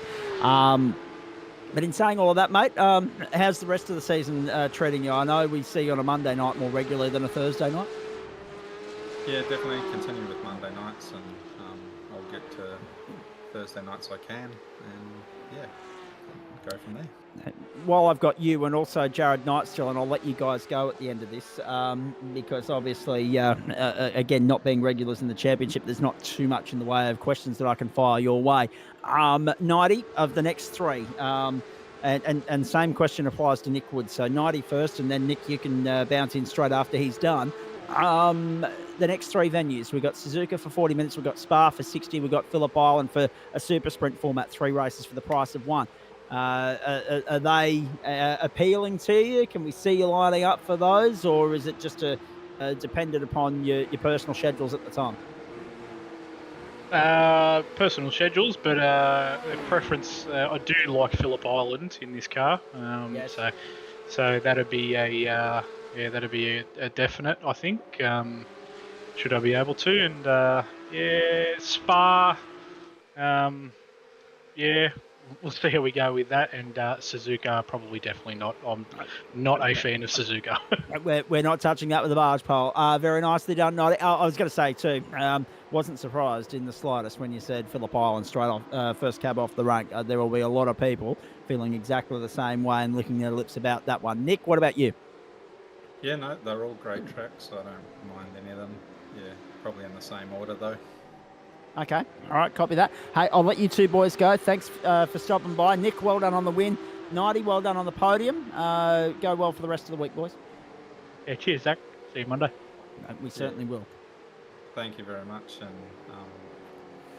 thanks to Paul and Adam. It was a good race. Certainly was indeed. Looking forward to seeing you both on the grid on Monday night, boys. Thanks for that. Jeff Adams, to you. You held third there for so long, mate, but Nighty's one up you with a little bit of gamesmanship and strategy play there. He let you, he tucked in behind you, let you do all the heavy lifting, and then decided, well, no, I've had enough of this. I want third. Yeah, it was a. I tried to keep up with Sproul, but he's just obviously a bit of a league ahead of me.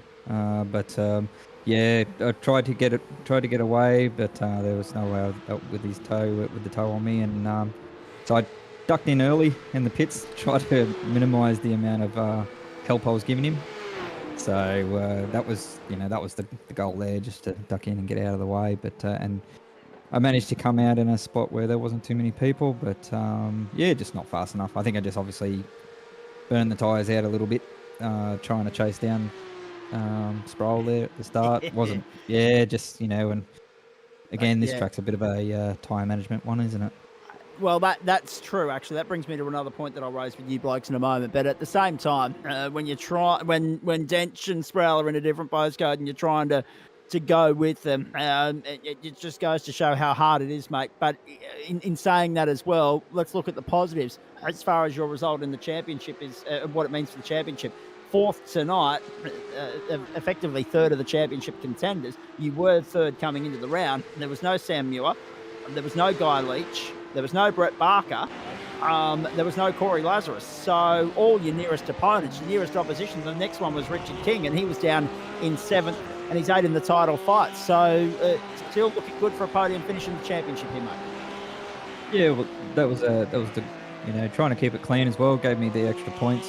Trying to capitalise on while the boys are away, because they're definitely putting up a fight in the series, so it'll make it a little bit easier. Try to get ahead of them, but there's still plenty of races left. And then we've got left three more races left, and 5 races, 3 rounds. Yeah. So you got Suzuka, Spa, and Phillip Island. They're all great tracks, and and I'm really looking forward to those races. So yeah.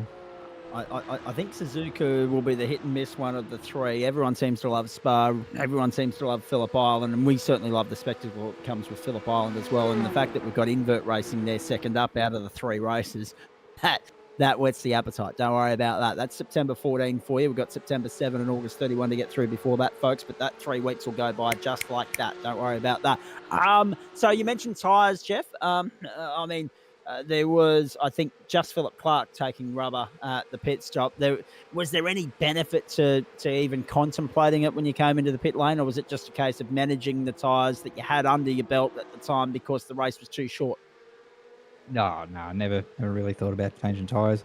It's more about the temperature for me. I tend to get him too hot, and that rear left on this track gets pretty hot as well. It gets quite a bit of workout, so... my tyre wear wasn't terrible, but heat is the biggest one. I tend to, once I get the pressures up over sort of the 193 mark, I can't sort of keep it under control, and then just spirals and gets hotter and hotter, and then I get less and less traction out of the corners. So yeah, that's just learning this car, and these boys are teaching me and showing me how it's done, and I'm learning slowly how to get faster, and I'm finding smoother, and the tyre management is pretty key in this car. Indeed. Suzuka, that's the next stop. Of those next 3 circuits, which one suits you best? Which one suits you worst? Which one are you happy to get rid of? I'll get rid of Suzuka. Right, very nice. So next week's a case of just ticking the box, getting through it as unscathed as possible. Yeah, that's it. Just get some points on the board. Just try and turn up, and it might be in my drop round. Who knows? But Phillip Island is the shining there one. I really enjoy Phillip Island. I'm pretty good there, like in relative terms, compared to these boys. I'm not sure, but I'm comfortable there, and I like the track, and I think most of us do.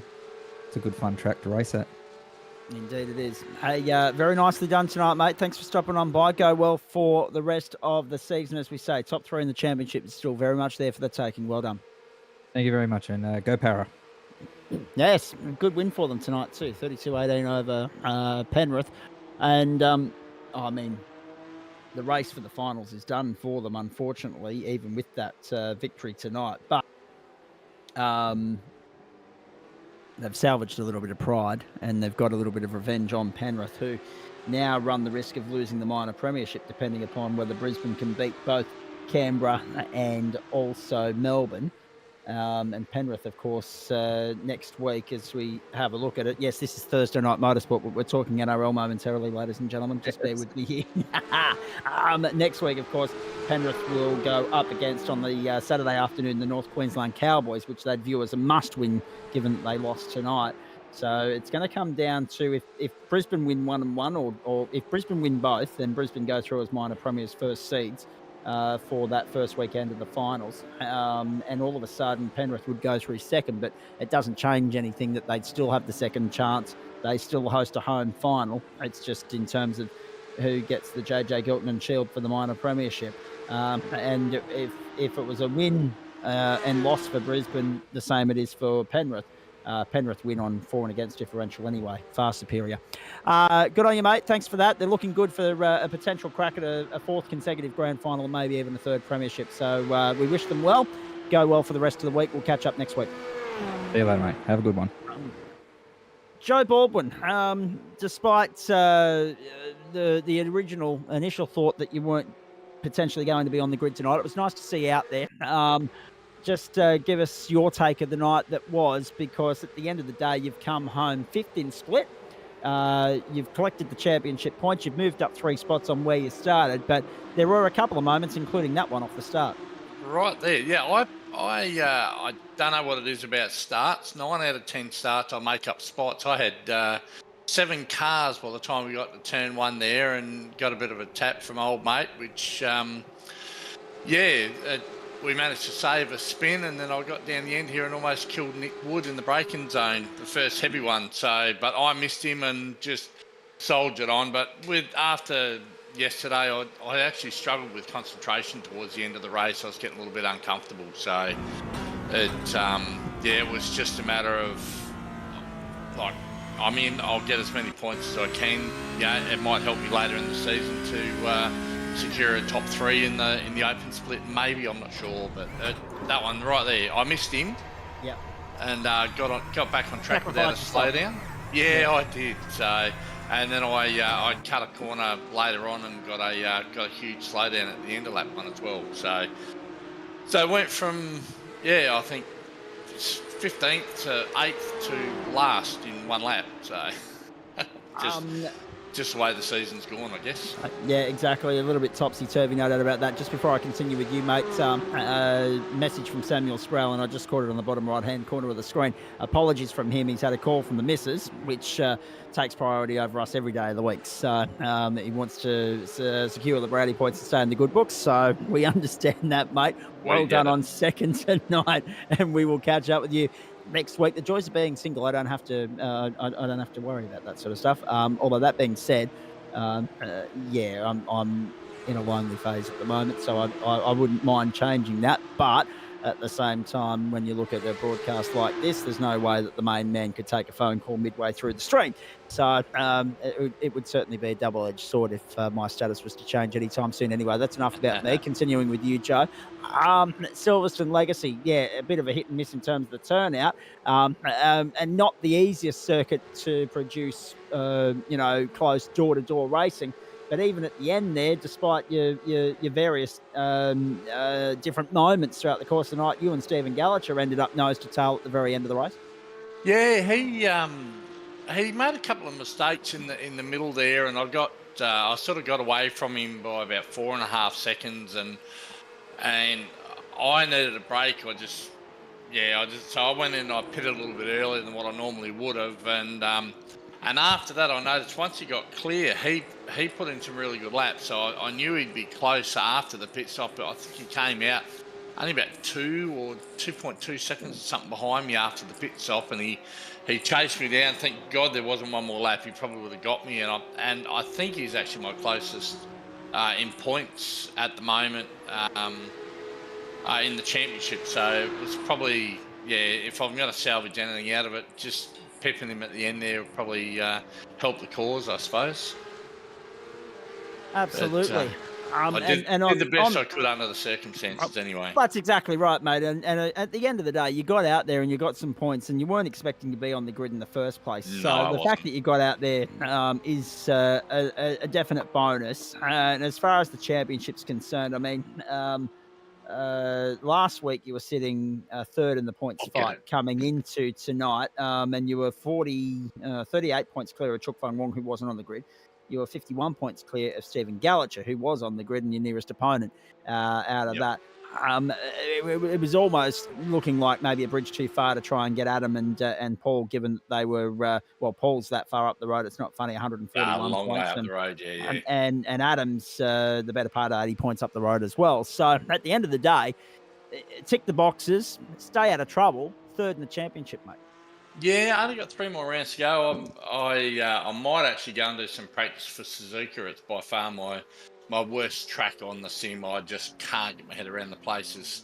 Too many corners and off cambers and break. Yeah, I might go and do a bit of practice for that one. So if we can do Suzuka West, I'll be eternally grateful, let alone doing the full track. So that's it. Yep. But no, I might actually go. I'm home. I'm probably not going to go anywhere now until Monday or Tuesday, so it gives me a bit of a chance to do some practice, I guess. To be fair, Joe, Suzuka West or Suzuka East, whichever you wanted to run, you could actually run the shorter configuration with fields this size. You could. We're not going to lie. I'll let you have that conversation with Adam Lavis and see if he wants to reinvent the wheel and throw a spanner in the works for everybody else. We can try. Which one you reckon, Matt? East or West? I want the normal one. Oh, okay. Well, you can do the normal one. I'll do the short one. I might almost keep up. That's it. Yeah, you've got a friend in me, Joe. I'm all for a little bit of a cauldron bullring sort of setup, but what Denchi says, Denchi gets. So good luck with that. Hey, Trucker, very nice to see you back out there, mate. Glad that everything's gone well in your world this week. The race was a little bit lackluster, but the fact that everyone that finished got home on the lead lap is a very good sign of just how clean the night was, which certainly made up for the demolition derby of the Mustangs at Watkins, Glen. Yeah, I bailed on that one pretty quick. I certainly my reflexes weren't up to par with the Mustang and cold tyres. So yeah, but no, hey, look, it's just one of those weeks where I'm not feeling the best, so I'll just try and consolidate some points and think long term. So we'll run with that one and see what we can do next week when we're feeling better. Exactly right, mate. Hey, speaking of next week, Saturday night, Mountain Men, Mount Panorama. The series continues to go from strength to strength in terms of the fact that it's on a more regular basis, weekly rather than fortnightly, I think I'm right in saying. And also, of course, a couple of weeks ago, you had the Legacy Supercars. You were also welcoming in non-financial club members as well. So you're enticing the right people to come and have a play on a Saturday night if they've got nothing else on. Yeah, well, opening up the numbers, it's a bit of a recruitment thing. There's been a couple of guys that have done a couple of the races with us. So if they enjoy what we're doing, I'm sure they'll join the club. And we've been getting probably an average of 20 to 24 cars every Saturday night now, which has been great. More bums in seats always makes for good racing. And we got the F4s this week, which is a car that tends to race pretty well on the mountain. So, looking forward to that one this Saturday night. And I can't think what is the week after. I've got a short memory at the moment. But, it's been a good thing for sure. All right, mate. Very nicely done. We'll let you go and rest up. Thanks very much for giving us your time tonight, both during and after proceedings. And we look forward to catching up on Monday. Thank you, mate. I'll be there. There he is, the great man Joe Baldwin on the other side of the Nullarbor. Actually, I'll flick you a message later, great man. There may just be a sneaky opportunity for us to catch up a little bit later on in the year, in person, I mean. Let's bring in Matt Dench at this point in time for the second time and say congratulations, mate. Another clinical performance from you. You just make this field look silly at points, and that's with no disrespect to anybody. You continue to raise the bar. You remain the benchmark. You dragged Samuel Sproul along tonight, but all the meanwhile, up to your usual tricks, a little bit of lifting and coasting, getting an extra lap out of the stint than anybody else, being a second and a half quicker through pit lane than anybody except Nick Wood. And then even on your fastest lap, I sense that there might have been, not just, as Paul Nichols correctly pointed out, a little bit of short shifting, but also a potentially little bit of lifting and coasting as well. You made that look easy tonight, mate. Well done. Yeah, I think it's just like trying to find that fine balance of balance in the car, really, without trying to overheat the fronts. So lifting a tiny bit early before you brake seems to help a little bit, and yeah, that short shifting, especially late in the race, really keeps the traction under the car. So. Indeed, it does, mate. That was a very nice performance. I mean, but it was a rather stale sort of race because Samuel didn't, engage in battle with you per se. He just tucked in and followed the leader. He knows how this rodeo works now, and it just looked like from where we were sitting that it was very tame by Porsche standards. I suspect that'll change, obviously, when we get to Phillip Island, when the sprint racing returns. But how do you keep the concentration up and keep the focus up? Because, I mean, we certainly couldn't hear in the commentary box. We were a little bit distracted by other things that were going on because there was nothing really happening on the circuit. But how do you keep the concentration up when it's 40 minutes and all you're really going through is, well, an elongated practice session? I mean, I've had my fair share of like official endurance races where you're in the car for 3-4 hours at a time. So these 40-minute hour races are pretty tame in comparison. Yeah, that's a fair point. And you've had a fair bit of practice of going through the motions of running out on your lonesome as well, haven't you? Yeah, most definitely. In saying that, mate, you must have been delighted with the fact that everything went slick and smooth. You had about a second up your sleeve when Samuel bailed and went to the lane. You wound the wick up a little bit. You came to the lane with an advantage. You left with 3.1 up your sleeve and then accelerated. It just ballooned out over the course of the next couple of laps as you clocked the fastest 2 laps of the race and won the thing by 10.25 seconds. It ballooned out. It happens every week, but it leaves us gobsmacked every time. Yeah, maybe Samuel underfueled by a lap, and maybe he had to save, or maybe his tyres went off. I'm not too sure, but yeah, I put in just enough fuel to make it to the line, and yeah, we just pushed on after that pit stop. On the subject, how were your tyres, my friend? They weren't too happy. I imagine the percentages were alright. I was just running them a bit hard, so they'll probably get a bit warm, which was why I was short shifting quite a lot. All right, very nicely done. And with regards to the next 3 weeks, Phillip Island's obviously going to be magical. It always dishes up some good racing. Spa, we know that you like. You've said you like Suzuka, so the calendar's set up very nicely for you. Yeah, it's 3 fantastic tracks, and yeah, looking forward to each of them. And people might not necessarily appreciate that what you're saying there, Denchi, because at the end of the day, there are some that don't necessarily like how tin top cars handle or go with a Grand Prix circuit. But we've got Grand Prix circuits for the next 3. Well, one's a motorcycle-specific Grand Prix circuit, but you know what I'm saying. But obviously, clearly, Grand Prix circuits, you and Porsche seem to be a comfy fit, like an old pair of jeans. Yeah, I think after driving the GT3 Porsche for a year or more, you kind of get used to how they like to sort of drive and be thrown into the corners. So yeah, the track selection's quite nice. Geez, that McLaren's going nicely on a Monday night as well, just quietly. Looking forward to seeing you in action. when we get to the island on Monday night, then to Bathurst and Road America. So some good racing to come. In fact, probably the pick of the venues is in GT3 at the moment, GT4. Porsche Cup, I should say. We've certainly got a great grand final ahead of us. It'll be interesting to see what the turnout is like for the next two. You mentioned one other question: Legacy Silverstone or the current Grand Prix configuration? Do you have a preference? I actually like the newer one. It's a little bit more tricky. Some high speed, low speed stuff. I just like it a little bit better, but this one is pretty fun to drive too. So. Yeah, and as I said, they missed the chance right there actually at that intersection, right there to keep the old and the new as one. They could have kept this configuration had they done things a little bit differently when they put the new layout and grandstands and pit complex in, but not to be. Now when you drive past that turn off, that left-hander to take you down underneath what would have been the bridge, you see concrete wall, you see dirt, and you see grandstands. So I'm sure the bitumen's in there under there somewhere, but they can't restore it to the way it was. I mean, obviously, changing tracks is one thing, but I mean, I would have liked to have seen them leave this configuration in play, albeit slightly tweaked, obviously, just for the sake of, freedom of choice, rather than losing out on one of the great legacy circuits altogether in the real world. But thankfully, like Oran Park, like a few others, like Pukekohe's about to be, it lives on in the sim world, and we're grateful for that. Danchi, go well for the weekend, my friend. We'll see you Monday night. Yeah, we'll catch everyone then. Indeed, we will be. Daniel Correas, let's bring you back in at this point in time. If you've still got the voice, because I'm not sure that mine's going to last beyond 10:15.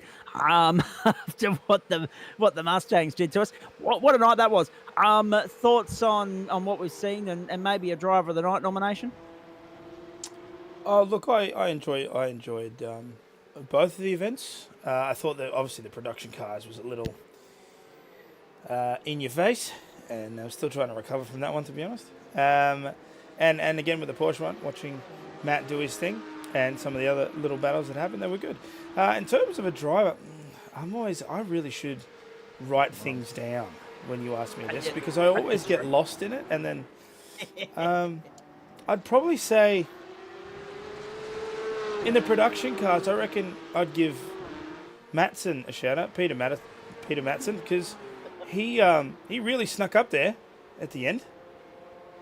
And unfortunately got pipped by Chris, but he really snuck up there at the end. He did well.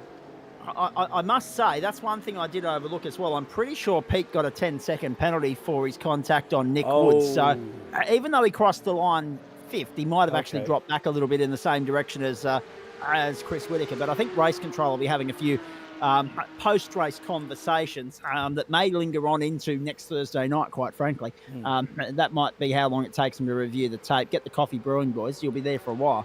But yeah, apart from that, one little moment, which it was one of those incidents, touch and go. It could have been adjudicated either way as either a racing incident or someone definitely at fault. That's what they've said.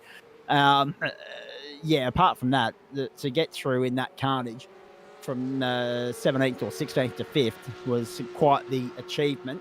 Not clean, but nothing about that was clean tonight. In the absence of that, Ads had Lavis and Gosner, the way that they ended up basically on the same real estate at both the end of race 1 and race 2 was impressive. Yes, right. But the show they put on in race 1 was terrific. And I think the only one that we need to give props to is Brendan Whitaker to do the double in amongst all that garbage and all that carnage. That is an achievement in itself. So well done to him. Mate, well done again. Great to have you covered on Thursday night. Only 3 weeks left of this season.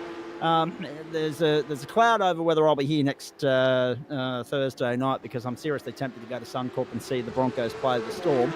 If I don't do that, I'll be here. And I'm kind of looking at the schedule and thinking, yep, the TCR race looks rather appetising around Sandown, but the Porsches at Suzuka, it might be one of those ones where I wish I was here for one, but you've got to sacrifice one to miss the other, if you know what I mean. We'll wait and see. Yeah, I'm going to be honest. So I have to applaud Matt Dench here, because I like Suzuka. and everyone's sledging it, and that's fine. Yep. You can all have your opinions. But And I that's actually, sticking up for I quite like it. I have also had the privilege of winning the official 10 Hours of Suzuka on iRacing. Yep. So maybe I'm biased.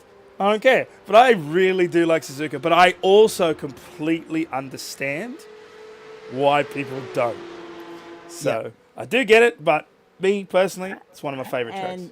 And that's the beautiful thing about the platform and all the different championships we've got. Not everybody's going to 100% agree with you on everything with regards to circuit and car preferences and setups and all that sort of stuff. So that's the beauty of the game, the nature of the beast, and that's why we love it. Hey, well done. Let's thank some sponsors on the way out here and say that it wouldn't be possible without these great people bringing it to you on a Monday and a Thursday night, ladies and gentlemen. Of course, John Simpson and the crew at Flash Graphics. How good are they?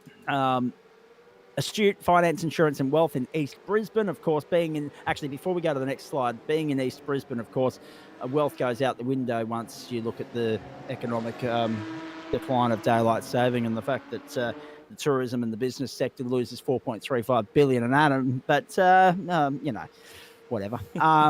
Insurance and finance, though. Top of the tree for Astute. Well done. Blackout Electrical Solutions, the naming rights sponsor of the Porsche Cup. The great people at Fisher & Door Lawyers, who no doubt will have me as a client one day because I'll go one step too far and get sued. Login Systems, of course, have been great supporters of ours throughout the course of the season. Orbic Australia, the naming rights sponsor of the GT4 Championship. And Waste Options, the naming rights sponsor of the GT3 Championship. Let's have a look at what's coming your way on the platforms of the Gentleman Sim Racing Club. There's the schedule, there's the suite, there's the layout for the next week. And we'll start at the top left corner and talk you through tomorrow night. Formula 3, Circuit Gilles Villeneuve, you beauty. 2 sprint races there and a full invert of the grid for the second race. That's 8:15. It's not on broadcast, but for anyone signing up for it within the club servers, good luck to you. We then go and have a look at Saturday night. Joe's already mentioned it. Mountain Men Formula 4, 32 laps, 200 Ks around Mount Panorama. Good luck. That's at 8:30. Monday night. Oh, this will be a beauty because the GT3 race around here was a cracker as well. We're off to Motorland Aragon for GT4. We'll bring it to you live, 7:30 Eastern Standard Time. Adam Lavis with me for that. And we're on the MotoGP layout of Motorland Aragon, not the car layout that GT3 was on. So where GT3 went that little bit further on the back straight down into a sharp left-hand hairpin into a kink right and then a kink left. MotoGP, you would have seen the left-handed they take, which is an uphill, fast, sweeping left-hander back up onto the main straight. That's the configuration in play for GT4, and I think a lot of people will be happy about that. It's followed by GT3, and this one's coming to you from Phillip Island. We're going to actually do what we've done on a couple of occasions throughout the course of this season on the sprint night. We're going to start with GT3 AM, and then we're going to flick it across after race 1 is done to GT3 Pro and bring you race 2 there. Race 2, of course, a reverse grid top 10, so an invert top 10. The gloves will be off when we get to the island. We're looking forward to that. Matt Dench already with one hand on the title, but the GT3 AM fight is well and truly alive. As Nico correctly pointed out earlier, the Toyota 86s. 3 races for them, 7:55 p.m. on Tuesday night. That's the state of play for the GSRC Up-and-Comers series. That's what lies ahead for them. Wednesday night, we're off to Virginia for the Formula Fords. First up, 3 sprint races there. And we stay on sprint race format with the supercars heading to the Red Bull Ring. 8:45 Eastern, they get underway. 2 sprint races and an invert of the top 10 for the second, of course. Thursday night, how good is this going to be? I'm hoping to be here for TCR. The Porsches after tonight's field. Let's hope that a few more of the troops rally for that. But TCR will be getting stuck into Sandown, of course. Round 8 of the production car series. Another trip to Sandown. Nightmares for some of the TCR people that were there last year. But 2 sprint races on the agenda first up, and then on to Suzuka for the last of the 40-minute races. The Porsche campaign from that, our Thursday nights become longer because we go 60 minutes the week after and then 3 races and about 75 minutes of total time the week after that. So next week is the last of the short and sharp Thursday night motorsports for you for this season. 2 3/4 hours later, we are done. On behalf of Daniel Correa-Sar and the rest of the broadcast commentary and production team here, I'm Zach Caban. Thanks so much for coming along for the ride. Hope you enjoyed it as much as we enjoyed bringing it to you. Matty Dench, clinical at Nick Wood getting the job done in the open split as well. Before that, Chris will want to forget. Got the double in the Mustang at Watkins Glen on the way out. A parting note, GSRC.com or merch.GSRC.com for all your GSRC merchandise and apparel. Thinking of that, and of course, club memberships, new club memberships, and do everything else at that link. To get your hands on and show your support with. And we've long enjoyed having that merchandise store up and about. It was one of the great ideas that the club put their heads together with during the COVID pandemic. Yep, this is season 14 on the platforms of the Gentleman Sim Racing Club. We're into our fourth year now. Season 15's just around the corner, but we've got 3 big weeks of term 3 of 2023 to get through before we get there. On the way out, don't forget, plenty of great motorsport coming away this weekend. Of course, IndyCar from Gateway. There's some NASCAR from, I believe it's Daytona, the 400 this weekend. That'll be good fun. Don't forget also, of course, we get stuck into Formula One with the Dutch Grand Prix underway tomorrow night for practice, Saturday night for quali, and Sunday night for the race. Real world stuff. Local sport heading up to finals, as far as the footy codes are concerned, and the hockey and the netball and whatever else right around the country at the moment. Here in Ipswich alone, the cricket season starting up this weekend. Yes, Queensland's got to jump on everybody else as far as the cricket season starting is concerned. Of course, the NRL, the NRLW. We've got the World Athletics Championships wrapping up. We've got the US Tennis Open not too far away. Plenty to be excited about in a year full of big sporting events. And of course, the Basketball World Cup starts up tomorrow night as well. So if you weren't a couch potato beforehand, make sure you are this weekend. If you're not out supporting sport in your region, park it on the couch, turn the TV on, and let the rest do the work from there. That's it from us. Hope you enjoyed it. On behalf of Daniel Correa-Sar and the rest of the crew, I'm Zach Caban. Have a great weekend, everybody. 7 weeks down in term 3 of 2023. Week 8 commences Monday night. A cracker of a doubleheader. Motorland Aragon for GT4 and sprint racing in GT3. 1 race from each split from Phillip Island. Until then, have a great weekend, everybody. Bye for now.